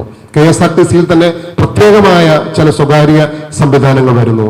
15,000-ഓളം ആളുകളെ തീരുമാനിക്കുന്നതും യാതൊരുവിധ റിസർവേഷന്റെയും മാനദണ്ഡത്തിലല്ല എന്ന് മനസ്സിലാക്കുന്നു. അതുകൊണ്ട് തന്നെ നവോത്ഥാനം എന്നത് എവിടെയെങ്കിലും ഏതെങ്കിലും തരത്തിൽ ഒരു കവലപ്രസംഗത്തിന് വേണ്ടി അല്ലെങ്കിൽ ഏതെങ്കിലും ഒരു പ്രഭാഷകന്റെ വായാടിത്ത താളത്തിന് വേണ്ടിയിട്ട് തുള്ളുന്ന കാര്യമല്ല. ഒരു മലയാളിക്ക്, ഒരു ഇന്ത്യക്കാരന്, ഒരു സാധാരണക്കാരിയായ പെൺകുട്ടിക്ക് സാമ്പത്തികവും സാമൂഹികവും ആയിട്ടുള്ള അവരുടെ ഉയർച്ച, അവരുടെ പ്രാതിനിധ്യം ഉറപ്പാക്കാൻ സാധിക്കുന്നുണ്ടോ എന്നതാണ് നമ്മളുടെ നവോത്ഥാനം മുന്നോട്ട് വെക്കുന്ന ഏറ്റവും പ്രധാനപ്പെട്ട മുദ്രാവാക്യം. ആ അർത്ഥത്തിലുള്ള ഒരു ശ്രമം നടത്തുവാൻ സാധിക്കുന്ന ഒരു സ്ഥലത്ത് മാത്രമേ നവോത്ഥാനം എന്ന ഒരു ചർച്ചയ്ക്ക് പ്രസക്തിയുള്ളൂ. ഈ പറഞ്ഞ പാലക്കാട് മെഡിക്കൽ കോളേജിൽ ആ മെഡിക്കൽ കോളേജിന്റെ കോമ്പൗണ്ടിൽ നിന്നും 5 ഏക്കർ ഭൂമി മറ്റൊരു നവോത്ഥാന നായകന് വേണ്ടിയിട്ട് ആ മെഡിക്കൽ കോളേജിന്റെ കോമ്പൗണ്ടിൽ നിന്ന് തന്നെ മാറ്റി വകയിരുത്തിയ ഒരു രീതിയിലാണ് നമ്മളുടെ നവോത്ഥാന രീതികളും നമ്മളുടെ പ്രയോഗ മാതൃകകളും നമുക്ക് കാണുവാൻ സാധിക്കുന്നത്. അതുകൊണ്ട് തന്നെ ഞാൻ കഴിഞ്ഞ ദിവസം എൻ്റെ FB പോസ്റ്റിൽ എനിക്ക് എഴുതേണ്ടി വന്ന ഒരു കാര്യമുണ്ട്. ഇവിടുത്തെ എയ്ഡഡ് മേഖല, ഇവിടുത്തെ ഗവൺമെന്റ് മേഖലയിലെ സ്വകാര്യവൽക്കരണം, ഇതിൽ നിന്നും വലിയ വ്യത്യാസമൊന്നും UGCയുടെ റിസർവേഷൻ അട്ടിമറിയിലോ അല്ലെങ്കിൽ NEP-യിലോ ഒന്നും കാണുന്നില്ല. ഇതിന്റെ അന്തർധാരകൾ പലപ്പോഴും ഒരുപോലെയായി നമുക്ക് തോന്നുന്നു. അതുകൊണ്ട് ഇവനെ നമുക്ക് അദ്വൈതമെന്ന് വിളിക്കാം. രണ്ടല്ല രണ്ടും ഒന്ന് തന്നെ എന്ന് നമുക്ക് വിളിക്കാം. അതുകൊണ്ട് തന്നെ നമ്മളുടെ ദേശീയ നേതൃത്വങ്ങൾ, ഇന്ത്യൻ ഭരണഘടനാ നിർമ്മാണ സമിതിയിലെ വ്യക്തിത്വങ്ങൾ വളരെയേറെ ഇന്ത്യൻ സമൂഹത്തെ വളരെയേറെ ഭാവിയോടുകൂടി കണ്ട ആ ഒരു ഭാവിയെ മുന്നിൽ കണ്ടുകൊണ്ട് ഇന്ത്യയിലെ ഡിപ്രസ്ഡ് ആയിട്ടുള്ള മനുഷ്യർക്ക്, ഇന്ത്യയിലെ ഭൂരഹിതരായ മനുഷ്യർക്ക്, ഇന്ത്യയിലെ തദ്ദേശ സമൂഹങ്ങൾക്ക്, സ്ത്രീകൾക്ക്, മറ്റ് ഇതര തരത്തിലുള്ള ശാരീരികമായ ക്ഷമതയില്ലാത്തവർക്ക്, ദരിദ്രർക്ക്, ഏത് ദരിദ്രർക്കുമായിക്കോട്ടെ, അവർക്കൊക്കെയും ഉയരുവാനുള്ള, അവർക്കൊക്കെയും വികസിക്കാനുള്ള, അവർക്കൊക്കെയും തുല്യമായി ജീവിക്കാനുള്ള ഒരു സംവിധാനം രൂപപ്പെടുന്നതിന്റെ പേരാണ് നവോത്ഥാനം. ആ തരത്തിലുള്ള ഒരു ചർച്ച രൂപപ്പെടട്ടെ എന്ന് പറഞ്ഞുകൊണ്ട് നിർത്തുന്നു. നമസ്കാരം. എൻ്റെ പേര് രാജൻ. വളരെ വളരെ നെഗറ്റീവായി എന്നെ ബാധിച്ച 3 പ്രസംഗങ്ങളാണ് മാഡത്തിൻ്റെ കൂടെ 3 പേരുടെ പ്രസംഗങ്ങൾ ഞാൻ വിലയിരുത്തുന്നത്. ഇത് ക്വസ്റ്റ്യനായിട്ടല്ല, 2 വാക്ക് പറയേണ്ട ആവശ്യം തന്നെ ഉള്ളതുകൊണ്ടാണ്. കാരണം ഒരു സ്പെക്ടേറ്റർ എന്ന രീതിയിൽ, ഞാനിവിടുത്തെ ഒരു പൗരൻ എന്ന രീതിയിൽ, കേരളത്തിലെ ഒരു പ്രജ എന്ന രീതിയിൽ ഇവർ 3 പേരും വെച്ചത് 3 സ്വപ്നലോക ബാലഭാസ്കരന്മാർ ഇവിടെ സംസാരിച്ചതായിട്ടാണ് എനിക്ക് തോന്നിയത്. കാരണം നിങ്ങളൊരു സർക്കാരിനെ അല്ലെങ്കിൽ ആ സർക്കാരിന്റെ ചെയ്തികളെ വിമർശിക്കുമ്പോൾ 100 കാര്യങ്ങൾ ചെയ്തതിൽ 91 കാര്യങ്ങൾ ശരിയും 9 കാര്യങ്ങൾ തെറ്റുമാകാം. അതൊരു സർക്കാരാണ്, ജനാധിപത്യ ഭരണഘടനയാണ്. ഇവിടെ ഒരു പ്രത്യേക വ്യക്തിക്ക് അയാൾ ഉദ്ദേശിക്കുന്ന എല്ലാ രീതിയിലും കാര്യങ്ങൾ ചെയ്യാനുള്ള സാമ്പത്തികമായ പിൻബലം ഇല്ലാത്ത ഒരു സ്റ്റേറ്റിനെ ആണ് നിങ്ങൾ 3 പേരും വളരെ മോശമായ രീതിയിൽ, സത്യത്തിന്റെ 10% പോലും ഇല്ലാത്ത രീതിയിൽ വിമർശിച്ചത്. നമ്മൾ ഇന്ന് രാവിലെ ഞാൻ വായിച്ചൊരു വാർത്ത, നിങ്ങൾ എല്ലാവരും ഇത് ശ്രദ്ധിക്കണം. സ്വന്തം അനിയൻ സ്വന്തം ചേച്ചിയെയും ആ പെൺകുട്ടിയെ കല്യാണം കഴിച്ച മറ്റൊരു ജാതിക്കാരനായ ആ യുവാവിനെയും വെട്ടിക്കൊന്ന് തലയറുത്ത് ആ തല പബ്ലിക് ടൗണിന്റെ മുക്കിൽ കൊണ്ട് വെച്ച ഒരു വാർത്ത വായിച്ചിട്ടാണ് ഞാൻ വരുന്നത്. അങ്ങനെ ഒരു അവസ്ഥയിലേക്ക് നമ്മുടെ കേരള സമൂഹം പോകാതിരിക്കുന്നതും ഇവിടെ ഒരു ഇടതുപക്ഷ ഗവൺമെന്റ് ഉള്ളത് കൊണ്ടാണ്. നിങ്ങൾ മഴവിൽ സഖ്യങ്ങൾ ഉണ്ടാക്കുമ്പോൾ ശ്രദ്ധിക്കണം. ഇതൊക്കെ തന്നെയാണ് ബംഗാളിലും മറ്റ് പല സ്ഥലങ്ങളിലൊക്കെ സംഭവിച്ചു. കുറെ മഴവിൽ സഖ്യങ്ങൾ നിങ്ങൾ ഉണ്ടാക്കുകയാണ്. ഇതിനൊക്കെ പൈസ എവിടുന്ന വരുന്നുള്ളത് ഞങ്ങൾ മലയാളികൾക്ക് അറിയാം. അതുകൊണ്ട് ഒരു വികസനവും ഇവിടെ ഉണ്ടായിട്ടില്ല. ഇവിടെ ഒരു കാര്യം നടന്നിട്ടില്ല. 1957 EMS-നെ ഇത്രയും മോശമായിട്ട് ഈ വ്യക്തിയോട് വിമർശിക്കും. ഞാൻ വ്യക്തി എന്ന് തന്നെയാണ് പറയുന്നത്, വളരെ ക്ഷോഭത്തോടു കൂടിയാണ് പറയുന്നത്. അദ്ദേഹം ആരായിരുന്നു? 64,000 ഏക്കർ ഭൂമി ഉണ്ടായിരുന്ന വ്യക്തി അത് മുഴുവൻ സമൂഹത്തിൽ, പാർട്ടിക്കും ഇവിടുത്തെ ജനങ്ങൾക്കും കൊടുത്തിട്ട് ഒരു മുഖ്യമന്ത്രിയായി വയസ്സാം കാലത്ത് മരിച്ച ഒരു വാടക വീട്ടിൽ കിടന്നിട്ടാണ്. ആ വ്യക്തിയിലാണ് ഈ ഇദ്ദേഹം പറഞ്ഞത് ഭൂപരിഷ്കരണത്തിന് പാകാക്കണമെന്ന് കേരളത്തിലെ എല്ലാ നമ്പൂതിരി ആലയങ്ങളിലും പോയി 5 ഏക്കർ സ്വന്താക്കാൻ. പച്ച നാണൽ ഏത് പുസ്തകത്തിനാണ് നിങ്ങളിത് വായിച്ചത്? അല്ലെങ്കിൽ ഏത് തെളിവാണ് നിങ്ങളുടെ കയ്യിലുള്ളത്? ഇത് സംഭാഷണമാണോ അതോ ഇത് പ്രഭാഷണമാണോ അതോ തെരുവിളിയാണോ? അതൊന്നും ഇവിടെ അനുവദിക്കാൻ പോകുന്നില്ല. ഞങ്ങൾക്കുണ്ട് ചില അവകാശം. You didn't interfere when these 3 people are just abusing the government and abusing the 3 core people of Kerala. That cannot be agreed to. അത് പറയും. അത് പറയാൻ ഞങ്ങൾക്കും അവകാശമുണ്ട്, എനിക്കും അവകാശമുണ്ട്. അങ്ങനെയുള്ള പ്രഭാഷണങ്ങൾ ഇത് ഏകപക്ഷീയമായി.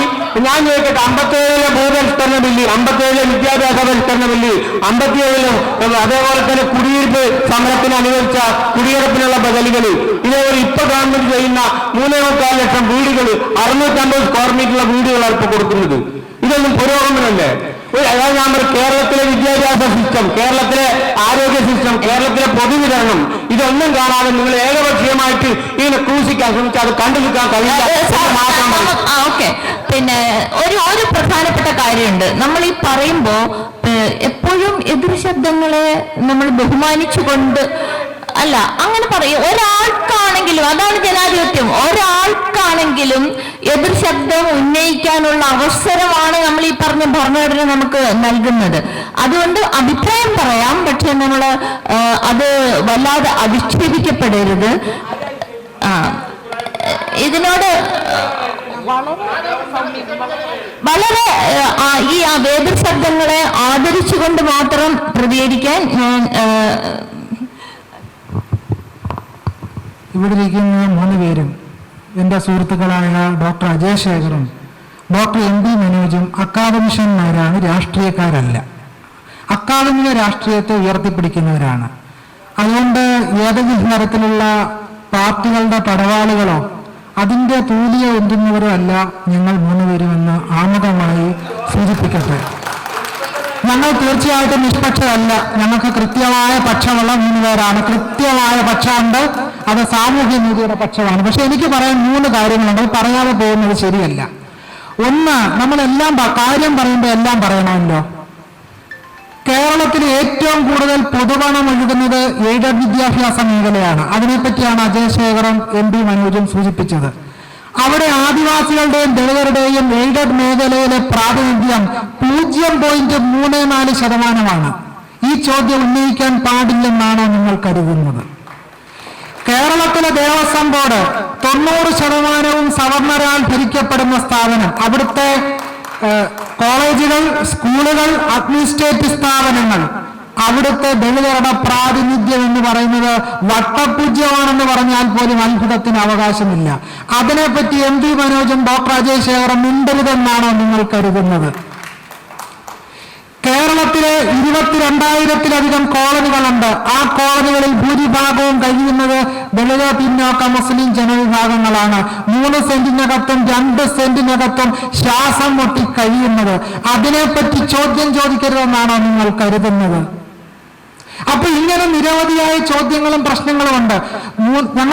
ഞങ്ങൾ അക്കാദമിഷ്യന്മാരെന്ന നിലയ്ക്ക് കാര്യങ്ങളെ പ്രശ്നവൽക്കരിക്കുകയും അതിന്റെ ഡാറ്റ മുന്നോട്ട് വെക്കുകയും ചെയ്തുകൊണ്ടാണ് ഇത്തരം വിഷയങ്ങൾ സംവാദത്തിനായി പൊതുസമൂഹത്തിന് മുമ്പിൽ അവതരിപ്പിക്കുന്നത്. അപ്പൊ അക്കാര്യത്തെ വളരെ ജനായത്വപരമായ ഒരു സംവാദമായി മുന്നോട്ട് കൊണ്ടുപോകാനാണ് നമ്മൾ താല്പര്യപ്പെടേണ്ടത്. അതിന് പകരം വെല്ലുവിളിച്ചതുകൊണ്ടോ അസഭ്യം പറഞ്ഞതുകൊണ്ടോ ഒന്നും സത്യം സത്യമല്ലാതാവുകയോ വസ്തുത വസ്തുതയല്ലാതാവുകയോ ചെയ്യുന്നില്ല. ാണ് ചോദിക്കുന്നത്. ഈ പൊളിറ്റിക്കൽ റൈവൽറിയുടെ ഭാഗമായിട്ടാണ് നിങ്ങൾ ഇത് പറയുന്നതെങ്കിൽ ഈ ചോദ്യം ഇല്ല.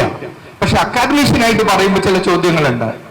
ഇന്ത്യൻ പാർലമെന്റ് ഇന്ത്യയിലെ ബൂർഷ്വാസിയുടെ താല്പര്യങ്ങൾ സംരക്ഷിച്ചുകൊണ്ട് നിന്നിട്ടില്ല.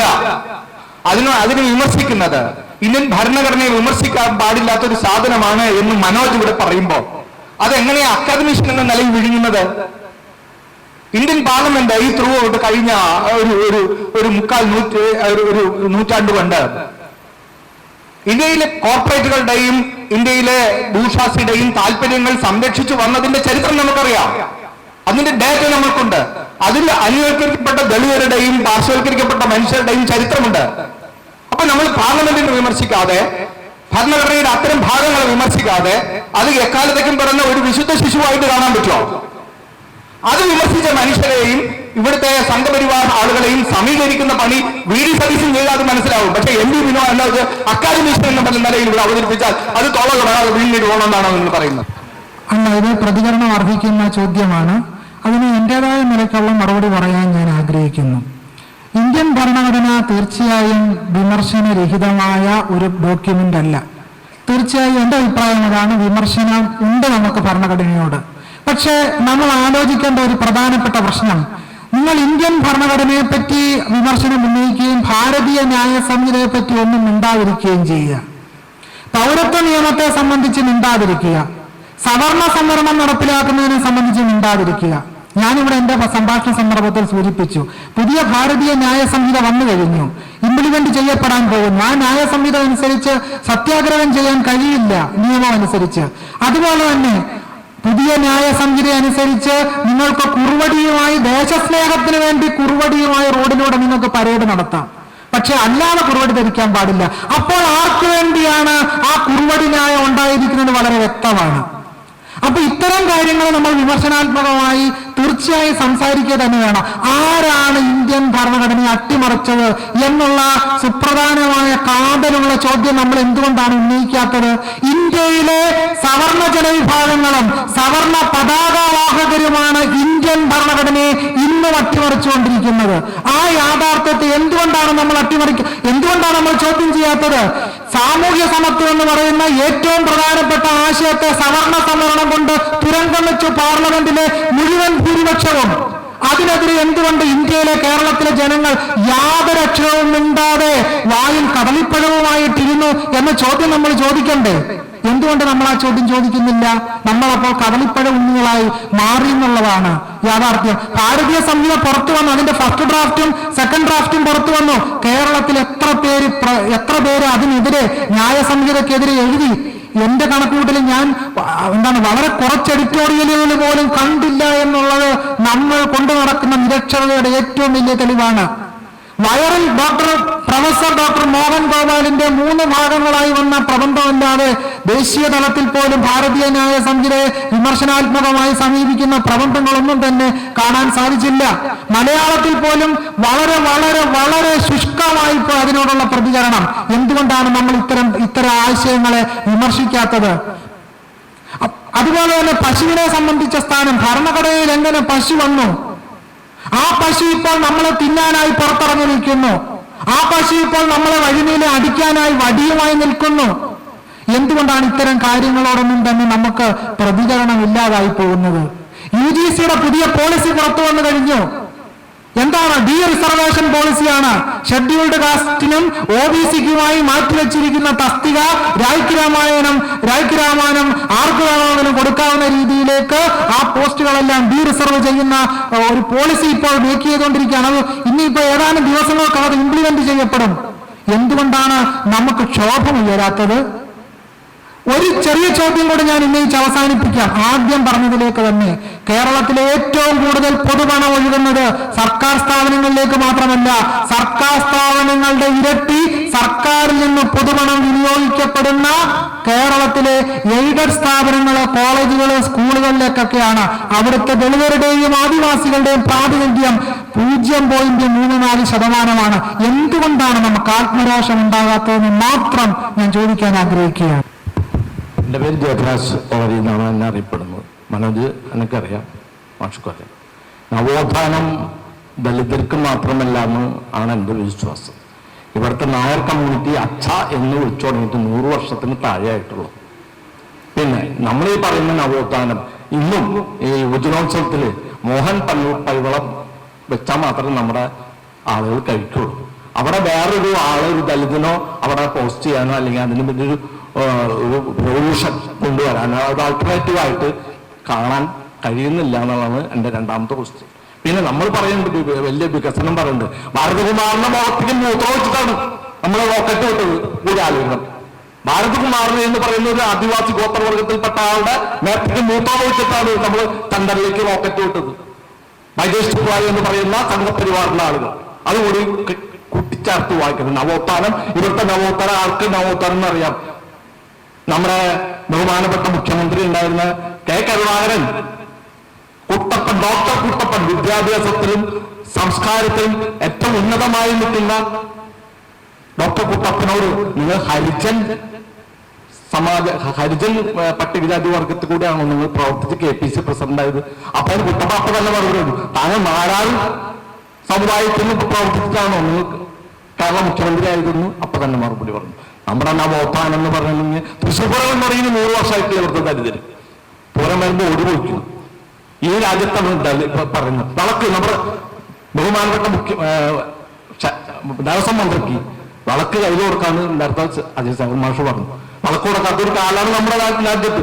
ഒരു അനിൽ എന്ന് പറയുന്ന ചെണ്ട പഠിച്ച നമ്മൾ നവോത്ഥാനം ഉദ്ഘോഷിക്കുന്ന ഈ ഗുരുവായൂർ ദേവസ്വത്തിൽ ചണ്ട കൊട്ടാൻ പോലും കഴിയാതെ അനിൽ എന്ന് പറയുന്ന ആളെ മാറ്റി നിർത്തി ആ രാജ്യം വെച്ചു പോകുന്നു. കലാമണ്ഡലത്തിൽ പഠിച്ചാൽ എവിടെയാണ് നമ്മുടെ നവോത്ഥാനം? നവോത്ഥാനം എന്ന് പറഞ്ഞ ഇവിടുത്തെ മഹാഭൂരിപക്ഷം വരുന്ന ദലിതർ, പാർശ്വവൽക്കരിക്കപ്പെട്ടവര്, അതിന് ദോഷങ്ങളുടെ കാര്യമില്ല ഇവിടുത്തെ കാര്യം. പിന്നെ സാമ്പത്തിക സംഘടനയുടെ കാര്യത്തിൽ നമുക്കറിയില്ല. അവർക്കറിയാം ഇന്ത്യയിൽ ആദ്യമായിട്ട് ആരെ നടപ്പിലാക്കിയെന്ന്. അവിടേക്ക് ഞാൻ പോകുന്നില്ല. ഇന്ത്യയിൽ ആദ്യമായിട്ട് പറഞ്ഞത് സഹാബ് യൂണിവേഴ്സ് നമുക്ക് ഒരുപാടാണ്. നമുക്ക് മുന്നോട്ട് പാർട്ടിയൊക്കെ വോട്ടിട്ട് തള്ളി. അന്നത്തെ പാർട്ടിക്ക് അന്നേരം കമ്മിറ്റി വോട്ടിനിട്ട് തള്ളി പോട്ടെ. അപ്പൊ ഇതൊക്കെയാണ് നമ്മുടെ നാട്ടിലെ നവോത്ഥാനം. ഇതിന് ഈ രണ്ട് കാര്യമാണ് ഞാൻ പറഞ്ഞത്. ഈ ഇവിടുത്തെ ഈ സമയം ഇങ്ങനെ മുന്നോട്ട് ഒരു കാര്യം കൂടി പറയാം. അതായത് ഡോക്ടർ ബി.ആർ. അംബേദ്കറിനോട് മഹാത്മാഗാന്ധി പറഞ്ഞു, നമ്മൾ സ്വരാജ്യ രാജ്യത്തിന് വേണ്ടി പോരാടണ്ടേ, സാമ്രാജ്യത്തിനെതിരെ, ഞങ്ങൾക്ക് സ്വരാജ്യം ഇല്ലല്ലോ മഹാത്മാ എന്ന് പറഞ്ഞുകൊണ്ട് ഞാൻ ഒരു ഒബ്സർവേഷൻ നടത്താനാണ് വന്നിട്ടുള്ളത്. അതായത് കേരളീയ സമൂഹം ഇന്ന് നേരിടുന്ന ഏറ്റവും ഗുരുതരമായ 2 ക്യാൻസർ ആണ്. One is Islamophobia and other is Shudraisation. ശൂദ്രവൽക്കരണവും ഇസ്ലാമോഫോബിയയും. ഇസ്ലാമോഫോബിയയുടെ ഫൗണ്ടർ എന്ന് പറയുന്ന ആള് ഈ പറയുന്ന EMS നമ്പൂതിരിപ്പാടാണ്. കേരളത്തിൽ ഇത്രയധികം മുസ്ലിം വിരുദ്ധത ഉണ്ടാക്കിയിട്ടുള്ള ആള് EMS നമ്പൂതിരിപ്പാടാണ്. അദ്ദേഹമാണ് ശരീരത്ത് വിവാദം കൊണ്ടുവന്നത്. മനസ്സിലായോ? ഇപ്പൊ അവരിങ്ങനെ EMS UCC വിവാദം കൊണ്ടുവന്നത്, യൂണിഫോം സിവിൽ കോഡ്. വാദങ്ങൾ പറയുമ്പോൾ നമ്മൾ വീണ്ടും തെറ്റായല്ല, ഇത് ശരിയായ വാദ്യം. You are representative of Nair Nasrani oligarchy. You are speaking for oligarchy. ഇവിടെ ഈ പ്രതിപക്ഷ സദസ്സിൽ നിന്ന് ഉയർന്നിട്ടുള്ള വളരെ രൂക്ഷമായ ഒരു ശബ്ദം CPM-നെ, കമ്മ്യൂണിസ്റ്റ് പാർട്ടിയെ പിന്നെ ആക്രമിക്കുന്നു എന്നുള്ള ഒരു ഇതിലാണ്. എനിക്ക് പറയാനുള്ളത്, EMS കേരളത്തിലെ ഈ സംഘപരിവാർ ആശയത്തിന്റെ പിന്നെ ഫിലോസഫർ ആരാണെന്ന് ചോദിച്ചാൽ അത് EMS ആണെന്നുള്ളത് സ്ഥാപിക്കാൻ നമുക്ക് 100 കണക്കിന് തെളിവുകളുണ്ട്. സംഘപരിവാറിന്റെ സൈദ്ധാന്തികൻ അഭിനവ ശങ്കരനാണ് അദ്ദേഹം. ഒറ്റ ഉദാഹരണം ഞാൻ പറയാം. CPM M ഉണ്ടല്ലോ, M നമ്മളൊക്കെ കരുതുന്നത് മാർക്സിനെയാണ് ഉദ്ദേശിച്ചത്. യഥാർത്ഥത്തിൽ മനുവിനെയായിരുന്നു എന്നുള്ളത്. കാരണം അധികാരം കിട്ടിയ കാലത്ത്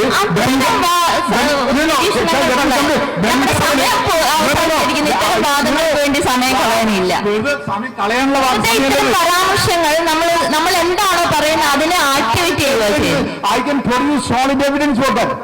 CPM എന്നുള്ളത് ഒരു തീവ്ര ഹിന്ദുത്വ പ്രസ്ഥാനമാണെന്നുള്ളതിന് തെളിവിപ്പോ ഭരിക്കുന്ന ഈ സ്റ്റേറ്റ് തന്നെയാണ്. കാരണം പ്രത്യക്ഷത്തിൽ BJPക്കും RSSനെതിരെ വിമർശിക്കുകയും അധികാരം RSSനെയും BJPയെയും സംരക്ഷിക്കാൻ ഒരു ഒളിപ്പുമില്ലാതെ ഉപയോഗിച്ചുകൊണ്ടിരിക്കുകയാണ് സർക്കാർ. ഇപ്പൊ തന്നെ ഒരു പിന്നെ SDPI മുസ്ലിം ചെറുപ്പക്കാരനെ കൊന്ന കേസിൽ പിന്നെ പ്രതി നടപടി ഉണ്ടായപ്പോ അയാൾക്കെതിരായിട്ട് കേസ് നടപടി ഉണ്ടാവുകയും 15 പേരെ തൂക്കാൻ പിടിക്കുകയും ചെയ്തു. പക്ഷെ ആദ്യം ഈ കൊലയിലേക്ക് നയിച്ച സംഭവം ഉണ്ടല്ലോ, ആ കൊല അതിനെക്കുറിച്ച് ഒരു അന്വേഷണം നടന്നിട്ടില്ല. അതിനൊരു പിന്നെ ഒരു പ്രോസിക്യൂട്ടർ പോലുള്ള വളരെ വ്യക്തമായിട്ട് RSS പിന്നെ പരിപോഷണം നടത്തുന്ന പരിപാടിയാണ് ഈ കേരള സർക്കാർ ചെയ്തുകൊണ്ടിരിക്കുന്നത്. അതായത് CPIM എന്നുള്ളത് കൃത്യമായിട്ട് മാർക്കല്ല മനുവാണെന്നുള്ളത് തെളിയിച്ചുകൊണ്ടിരിക്കുകയാണ്.